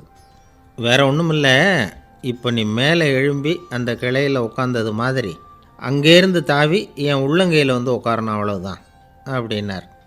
அப்படி உட்காந்துட்டா என்ன பரிசு அப்படின்னு கேட்டது. அது சொர்க்கத்தில் இருக்கிற மாமன்னன் மரகத சக்கரவர்த்தியை என்னோட இருக்கும்படியாக கூப்பிட்டுக்கிறேன். அந்த சமயத்தில் அவருடைய அரியணை அங்கே காலியாகிடும், நீ அதில் போய் உட்காந்துக்கலாம். பந்தயத்தில் தோத்துட்டா ஒரு கல்ப காலம் இந்த பூமியில் வாழ வேண்டியிருக்கும், அதுக்கு பிறகு தான் என்கிட்ட வர முடியும், என்ன சொல்கிற அப்படின்னார். குரங்குக்கு தாவறது ஒரு பெரிய காரியமா? இது எனக்கு ரொம்ப சாதாரண விஷயம், என்ன இப்போவே தாவட்டுமா அப்படின்னுது. சரின்னு சொல்லி உள்ளங்கையை நீட்டினார். அவருடைய கை தாமரை இலை அளவுக்கு அப்படியே விரிஞ்சுது. குரங்கு சௌகரியமாக உட்கார்றதுக்காக. குரங்கு தாவறதுக்கு தயாராச்சு. அதுக்கு முன்னாடி ஒரு சின்ன யோசனை. அதுக்கு இந்த கிளையிலேருந்து அந்த கைக்கு தாவறது எனக்கு ரொம்ப அற்பமான ஒரு வேலை, இது ரொம்ப சாதாரணம், என்னுடைய கௌரவத்துக்கு இது சரியாக இருக்காது. அதனால் நான் என்ன பண்ண போகிறேன்னா, இங்கேருந்து கிளையிலேருந்து அப்படியே உயர எழும்ப போகிறேன். எழும்பி மேல் உலகம் போய் அங்கே ஒரு சுற்றிவிட்டு அதுக்கப்புறம் அங்கேருந்து நேராக இந்த கையில் உட்கார போகிறேன் அப்படின்னு நினச்சிது. என்ன யோசிக்கிற அப்படின்னார் புத்தர். ஒன்றும் இல்லை, இந்த பாயிரம் பார் அப்படின்னு சொல்லி தாவி உயர போயிட்டுது. கொஞ்ச நேரத்தில் வான உலகத்துக்கே போய் சேர்ந்துட்டுது. அங்கே போய் பார்த்தா அங்கே ஒரு 5 பளிங்கு தூண்கள் இளம் சிவப்பு நிறத்தில் நின்றுக்கிட்டு இருக்குது. குரங்கு நினச்சிக்கிட்டுது, புத்தர்கிட்ட போய் இந்த பளிங்கு தூண்களை பார்த்தோம்னு சொன்னால் அப்படியே திகைச்சி போயிடுவார், இந்த தூணில் ஏதாவது அடையாளம் செஞ்சுட்டு போகணும் அப்படின்னு அந்த இடத்துல மிதந்துக்கிட்டே நினச்சிது. உடனே ஒரு தூணில் எழுதிச்சு. என்ன எழுதிச்சுன்னா, ஒரு மகா ஞானி இங்கே வந்துட்டு போகிறார் அப்படின்னு எழுதிச்சு. எழுதிவிட்டு அப்படியே கீழே தாவி புத்தரோட உள்ளங்கையில் உட்காந்துது. எப்படி பார்த்தீங்களா என்னுடைய வேலை? வான உலகத்துக்கே போய் அங்கே இருக்கிற 5 பளிங்கு தூண்களை பார்த்துட்டு அதில் நான் வந்த விவரத்தை எழுதி வச்சுட்டு அதுக்கப்புறம் இங்கே வந்திருக்கிறேன் அப்படின்னுது ரொம்ப பெருமையாக. அப்படியா அப்படின்னார் புத்தர். ஆமாம், சந்தேகமாக இருந்தால் வாங்க அழைச்சிட்டு போய் காட்டுறேன் அப்படின்னுது அந்த குரங்கு. அதுக்கு தேவையில்லை, அப்படியே கொஞ்சம் கீழே குனிஞ்சு பார் தெரியும் அப்படின்னார் புத்தர். அங்கே பார்த்தா புத்தரோட உள்ளங்கை தெரிஞ்சுது. நல்லா உத்து பார்த்துது. அவரோட ஒரு விரலில் அது எழுதிய வாசகம் தெரிஞ்சுது.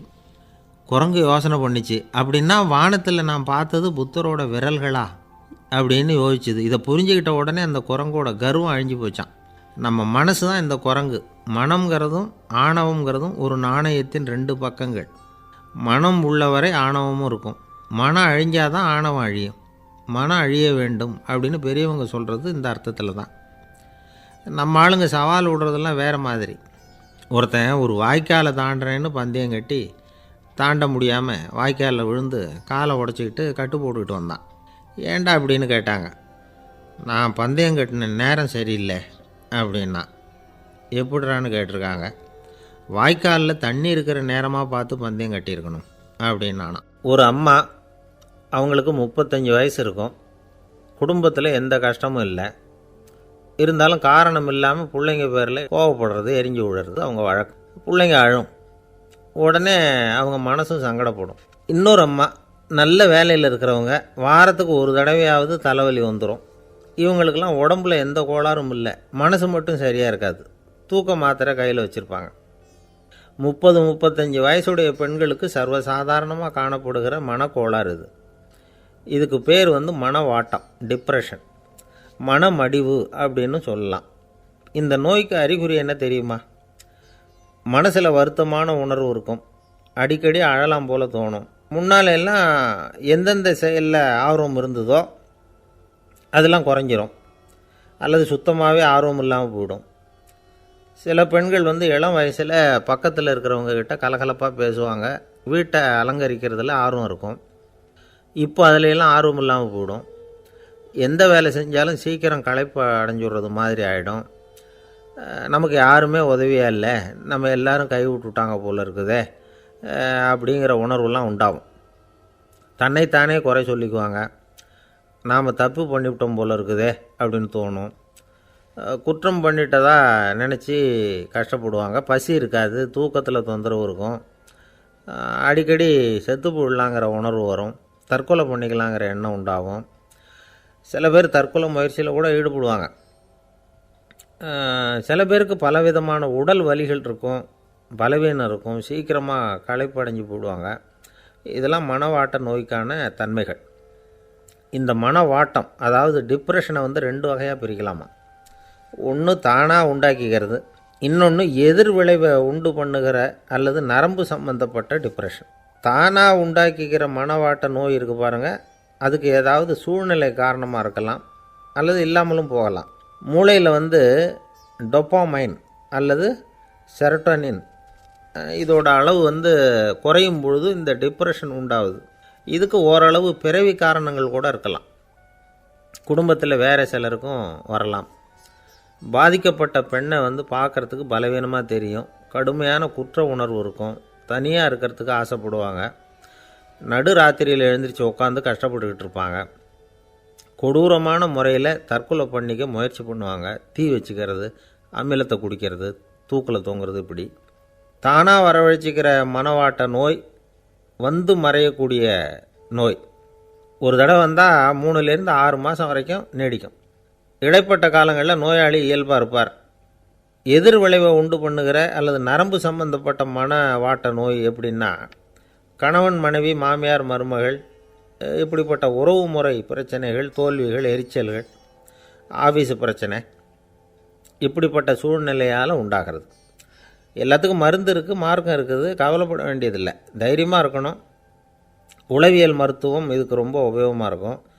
சில பெண்களை பாருங்கள், அவங்க எதுக்கும் அலட்டிக்கிறது இல்லை. ஒரு அம்மா அப்படி தான் தன்னுடைய கணவனை அழைச்சிக்கிட்டு ஒரு மனநோய் மருத்துவர்கிட்ட வந்தாங்க.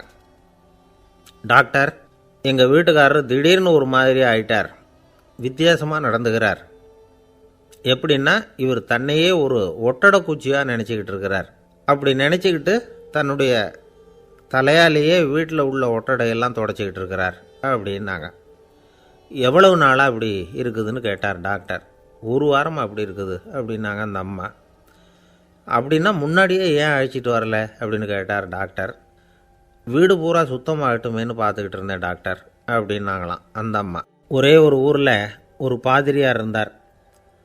ரொம்ப நாள் சந்தோஷமாக வாழ்ந்தார். ஒரு நாள் அவர் மடத்து சமையல் அறையில் பாத்திரங்களை கழுவி துலக்கி சுத்தப்படுத்திக்கிட்டு இருந்தார். அந்த சமயத்தில் ஒரு தேவ தூதன் அவர் முன்னாடி நின்னான். இவர் நிமிர்ந்து பார்த்தார். ஆண்டவர் என்னை உங்ககிட்ட அனுப்பியிருக்கிறார், பரலோகத்தில் வாசம் செய்யறதுக்கு உங்களுக்கு நேரம் வந்துட்டுது அப்படின்னு நான் அந்த ஆள். ஆண்டவருக்கு என்னோட ஞாபகம் வந்ததுக்கு நன்றி. ஆனாலும் இப்போ இங்கே நீயே பாரு, எவ்வளவு பாண்டங்கள் பாக்கி இருக்குது, இவ்வளவையும் நான் சுத்தப்படுத்த வேண்டியிருக்கு. நான் நன்றி கெட்டவனாக இருக்க விரும்பலை. இந்த பணியை முடிக்கிற வரைக்கும் என்னுடைய பரலோக வாழ்வை தள்ளி வைக்க முடியுமா? நீ என்ன நினைக்கிற அப்படின்னு கேட்டார். தேவதூதன் தனக்கே உரிய விவேகத்தோட அன்போட பாதிரியாரை பார்த்தான். சரி, என்ன செய்யலாம்ங்கிறத அப்புறம் சொல்கிறேன் அப்படின்னு சொல்லிவிட்டு புறப்பட்டு போயிட்டான். ஒரு நாள் அந்த பாதிரியார் தோட்டத்தில் உள்ள களைகளையெல்லாம் ஒரு களை கொத்தியால் கொத்தி களை எடுத்துக்கிட்டு இருக்கிறார். அந்த சமயத்தில் இந்த தேவதூதன் மறுபடியும் அவர் முன்னாடி நிற்கிறான். பாதிரியார் பார்த்தார். இதை பாரு, இந்த தோட்டம் பூராவும் எவ்வளவு களை மண்டி கிடக்கு, பரலோகம் கொஞ்ச காலம் எனக்காக பொறுத்திருக்கலாம்னு நீ நினைக்கிறியா அப்படின்னு கேட்டார். தேவதூதன் சிரிச்சுக்கிட்டே மறுபடியும் மறைஞ்சிட்டான். மறுபடியும் அவர் களை எடுக்கிறது, தானிய களஞ்சியத்துக்கு வர்ணம் பூசுறது, இப்படிப்பட்ட வேலைகளில் ஈடுபட்டிருக்கார். இன்னொரு நாள் ஒரு மருத்துவமனையில் நோயாளிகளை கவனிச்சிக்கிட்டு ரொம்ப தீவிரமாக இருக்கிறார் அந்த பாதிரியார். ஒரு நோயாளியோட தாகத்துக்கு தண்ணீர் கொடுத்துட்டு நிமிர்ந்து பார்க்குறப்போ தேவதூதன் மறுபடியும் அவர் முன்னாடி நிற்கிறான். இந்த தடவை பாதிரியார் தன்னலமற்றவராக பேரன்பை காட்டக்கூடிய வகையில் தன்னுடைய 2 கைகளையும் உயர்த்தியபடி தேவதூதனின் கவனத்தை பிணியால் வாடக்கூடிய நோயாளிகளின் பக்கம் திருப்பினாராம். தேவதூதன் ஒன்றும் சொல்லலை, மறைஞ்சிட்டான். அன்னைக்கு சாயந்தரம் பாதிரியார் மடத்தில் உள்ள தன்னுடைய அறைக்கு போய் இளைப்பாறினார். யோசித்து பார்த்தார். தேவதூதனையும் தேவதூதனின் விருப்பத்தையும் பல நாள் தள்ளி போட்டு வந்ததையும் அவர் ரொம்ப நினச்சி பார்த்தார். திடீர்னு தான் முதுமை அடைகிறதையும் சோர்வு அடைகிறதையும் உணர்ந்தார். ஆண்டவரை நினச்சார். ஆண்டவரே, உம்முடைய தூதனை மறுபடியும் என்கிட்ட அனுப்புனா நான் சந்திக்கிறதுக்கு ஆவலாக இருக்கேன் அப்படின்னு சொல்கிறப்பவே தேவதூதன் பக்கத்தில் நின்னான். பாதிரியார் நிமிர்ந்து பார்த்தார். நீ இப்போவே என்னை அழைச்சிக்கிட்டு போக விரும்பினா நான் பரலோகத்துக்கு வர்றதுக்கு தயாராக இருக்கேன்னார். தேவதூதன் அந்த பாதிரியாரை அன்போடவும் விவேகத்தோடவும் பார்த்து, நீங்கள் என் கூட பரலோகத்துக்கு வர்ற தயாராக இருக்கிறதா சொல்கிறீங்க, ஆனால் நீங்கள் இது வரைக்கும் வேறு எங்கே இருந்ததா நினைக்கிறீங்க அப்படின்னு நானும். அப்படின்னா இது வரைக்கும் இருந்த இடம் தான் பரலோகம் அப்படிங்கிறத உணர்த்தியிருக்கிறான். பரலோகம்னா என்னென்னு புரிஞ்சுக்கிறதுக்கு இந்த சம்பவம் நமக்கு உதவியாக இருக்குது. தொண்டு செய்கிறத விட பெரிய செயல் வேறு எதுவும் இருக்க முடியாது. அது நம்ம மனசுக்கு கொடுக்குற சுகத்தை வேறு எதுவும் கொடுக்க முடியாது. நாம் தொண்டு செய்கிற இடம் தான் அந்த புண்ணிய இடம். ஆனால் இந்த காலத்துல எல்லாம் நாம் தொண்டு செய்யணும்னு நினச்சி ஏதாவது ஆரம்பித்தா கூட அதை ஒரு மாதிரியாக சுற்றி நின்று வேடிக்கை பார்க்க ஆரம்பிச்சிடுறாங்க. ஒரு பெரியவர் அப்படி தான் ஒரு தொண்டு செஞ்சுக்கிட்டு இருந்தார். ஒரு கோவில் கட்டிக்கிட்டு இருந்தாங்க. அதில் ஒரு இடத்துல ஒரு பலகையை வச்சு ஆணி அடிக்கிற வேலையை செஞ்சுக்கிட்டு இருந்தார் அந்த பெரியவர். ஒரு சின்ன பையன் அதை ரொம்ப ஊக்கமாக அக்கறையாக கவனிச்சிக்கிட்டு இருந்தான். பெரியவர் இதை கவனித்தார். என்னப்பா பார்க்குற, உனக்கும் இது மாதிரி தொண்டு செய்யணும்னு ஆசையாக இருக்கா அப்படின்னு கேட்டார். அதுக்கு அந்த பையன் சொல்கிறான், அப்படி இல்லைங்க, நீங்கள் ஆணி அடிக்கிறப்போ கையில் சுத்தியால் அடிச்சுக்கிட்டா எப்படி துடிப்பீங்க, எப்படி கத்துவீங்கன்னு தெரிஞ்சுக்கிறதுக்காக அதை பார்க்கணும்னு ஆசை, அதுக்காக தான் காத்துக்கிட்டு இருக்கேன் அப்படின்னு நானும். ஒரு ஊரில் ஒரு ஞானி இருக்கிறார். ரொம்ப பெரிய ஞானி, ரொம்ப வயசாகிட்டுது. கடைசி காலத்தில் அவர்கிட்ட சில பேர் வந்தாங்க. உங்கள் குரு யார் அப்படின்னு கேட்டாங்க. அவர் நிமிர்ந்து பார்த்தார். எனக்கு ஆயிரக்கணக்கான குருமார்கள் உண்டு, அவங்க பேரெல்லாம் சொல்லணும்னா இந்த காலம் பத்தாது. ஆனால் முக்கியமான ஒரு 3 பேரை பற்றி மட்டும் உங்களுக்கு சொல்கிறேன் அப்படின்னாராம். அப்புறம் சொன்னார், அந்த 3 பேரில் ஒருத்தன் ஒரு திருடன். ஒரு சமயம் ஒரு பாலைவனம் வழியாக நான் போய்கிட்டு இருந்தேன். அப்போது வழி தவறி போய் ஒரு கிராமத்துக்கு போயிட்டேன். அது இருட்டு நேரம், நடுராத்திரி, ஊரே உறங்கி போச்சு. அந்த நேரத்தில் ஒரு ஆள் மட்டும் ஒரு வீட்டு சுவத்தில் ஏதோ பண்ணி உள்ளே நுழையிறதுக்கு முயற்சி பண்ணிகிட்ருக்கிறான். அவங்கிட்ட போய் நான் இன்றைக்கி இங்கே எங்கே தங்க முடியும் அப்படின்னு கேட்டேன். அதுக்கு அவன், இந்த ராத்திரி வேளையில் அது ரொம்ப சிரமம், ஒரு திருடனோட உங்களால் தங்க முடியும்னா நீங்கள் என்னோட தங்கலாம் அப்படின்னா. நான் அவங்க கூட 1 மாதம் தங்கியிருந்தேன். ஒவ்வொரு நாள் ராத்திரியும் இப்போ நான் என்னுடைய வேலைக்கு போகிறேன், நீங்கள் ஓய்வு எடுத்துக்கோங்க அப்படின்னு சொல்லிவிட்டு போவான். அவன் திரும்பி வந்த உடனே உனக்கு ஏதாவது கிடச்சிதான்னு நான் கேட்பேன். அதுக்கு அவன், இன்றைக்கி ராத்திரி ஒன்றும் இல்லை, நாளைக்கு மறுபடியும் முயற்சி பண்ணுவேன் அப்படின்பா. எப்பவும் அவன் நம்பிக்கை இழந்ததே கிடையாது, எப்பவும் சந்தோஷமாகவே இருப்பான். நானும் ரொம்ப காலமாக தியானம் பண்ணிக்கிட்டே இருந்தேன், ஒன்றுமே நடக்கலை. ஆனால் நான் என்ன பண்ணேன் தெரியுமா, மனசு வருத்தப்படும், நம்பிக்கை இழந்துருவேன். அப்போல்லாம் அந்த திருடனுடைய விடாமுயற்சி தான் ஞாபகத்துக்கு வரும். அதனால் அந்த திருடன் எனக்கு ஒரு குரு. என்னுடைய 2வது குரு யாருன்னா அது ஒரு நாய். இது எப்படின்னா, ஒரு சமயம் எனக்கு ரொம்ப தாகமாக இருந்தது. ஒரு நதியை நோக்கி போய்கிட்டு இருந்தேன். அப்போ ஒரு நாயும் வந்தது. அதுக்கும் தாகம். ஓடி வந்து ஆற்றை பார்த்தது. அதோட நிழல் வந்து ஆற்றுல தெரிஞ்சுது. அதை பார்த்ததும் பயந்துட்டுது அது. அதாவது அது தன்னுடைய சொந்த உருவத்தையே கண்டு பயந்தது. அதை பார்த்து குறைக்குது, திரும்பி ஓடிச்சு. ஆனால் அதுக்கு தாகம் அதிகமாக இருந்ததுனால அது மறுபடியும் திரும்பி வந்தது. பார்த்தா மறுபடியும் தண்ணியில் நாயோட உருவம் தெரியுது. இப்படி சில தடவை பண்ணிச்சு. இருந்தாலும் கடைசியில் தண்ணியில் குதிச்சுட்டுது துணிஞ்சி. இப்படி குதித்த உடனே அதோட உருவமும் மறைஞ்சுட்டுது. இதை பார்த்தேன். நான் என்ன புரிஞ்சுக்கிட்டேன்னா, எவ்வளவு தான் பயம் இருந்தால் கூட ஒருத்தன் தைரியமாக காரியத்தில் இறங்கணும் அப்படிங்கிறத புரிஞ்சுக்கிட்டேன். இந்த போதனை அந்த நாய்கிட்ட இருந்து எனக்கு கிடைச்சிது. இது ஒன்று. அடுத்தது என்னுடைய 3வது குரு யாருன்னா அது ஒரு சின்ன குழந்தை. நான் ஒரு சமயம் ஒரு நகரத்துக்கு போனேன். அங்கே ஒரு குழந்தை எரிகிற மெழுகுவத்தி ஒன்று எடுத்துக்கிட்டு வந்தது. நான் அந்த குழந்தைய பார்த்து வேடிக்கையாக கேட்டேன், ஏன் பாப்பா இந்த மெழுகுவத்தியை நீயாவே கொளுத்துனியா அப்படின்னு கேட்டேன். ஆமான்னுது அந்த குழந்தை. சரி, இந்த மெழுகுவத்தி முன்னாடி எரியாமல் இருந்தது, இப்போ எரியுது. இந்த மெழுகுவத்திக்கு வெளிச்சம் எங்கேருந்து வந்தது, அதை எனக்கு காட்ட முடியுமா அப்படின்னு கேட்டேன் அந்த குழந்தைகிட்ட. இதுக்கு அந்த குழந்தை சிரிச்சுக்கிட்டு அந்த மெழுகுவத்தியை ஊதி அணைச்சுட்டுது. அதுக்கப்புறம் என்னை பார்த்து கேட்டுது, இப்போ இந்த மெழுகுவத்தியின் வெளிச்சம் போனதை பார்த்தீங்க இல்லையா, அது எங்கே போச்சுன்னு எனக்கு சொல்லுங்க அப்படின்னுது. அந்த குழந்தை இப்படி கேட்டதும் என்கிட்ட இருந்த ஆணவம் அழிஞ்சுட்டுது. நான் படித்ததெல்லாம் அந்த வினாடியில் சுக்கு நூறாக போயிட்டுது. என்னுடைய முட்டாள்தனத்தை நான் உணர்ந்தேன் அப்படின்னு இவ்வளவும் அந்த ஞானி விவரமாக சொன்னாராம். அதனால் நாம் இன்னார்கிட்டே இருந்து தான் இதை கற்றுக்கணுங்கிறது இல்லை, யாருக்கிட்டே இருந்தும் எதையும் கற்றுக்கலாம். நம்மால் ஒருத்தன் ஒரு நாய் வளர்த்துக்கிட்டு இருந்தான். அந்த நாய்க்கு வால் கிடையாது. யாரோ ஏற்கனவே வெட்டி எடுத்துட்டாங்க. இந்த நாய் தான் சார் எனக்கு குரு, அதுக்கிட்டே இருந்து கூட நான் பாடம் கற்றுக்கிட்டு இருக்கிறேன் அப்படின்னா. அப்படி என்ன கற்றுக்கிட்டேன் அந்த வால் இல்லாத நாய்கிட்டே இருந்து அப்படின்னு கேட்டோம். நாம் யாருக்கிட்டேயும் வாலாட்டக்கூடாது அப்படிங்கிற பாடத்தை அதுக்கிட்டே இருந்து தான் நான் கற்றுக்கிட்டேன் அப்படின்னா. ஒருத்தர் சிகரெட்டும் கையுமா வந்தார். சார், இந்த புகைப்பிடிக்கிற பழக்கத்தை நிறுத்தி போடணும்னு தான் பார்க்குறேன், முடியலேன்னார்.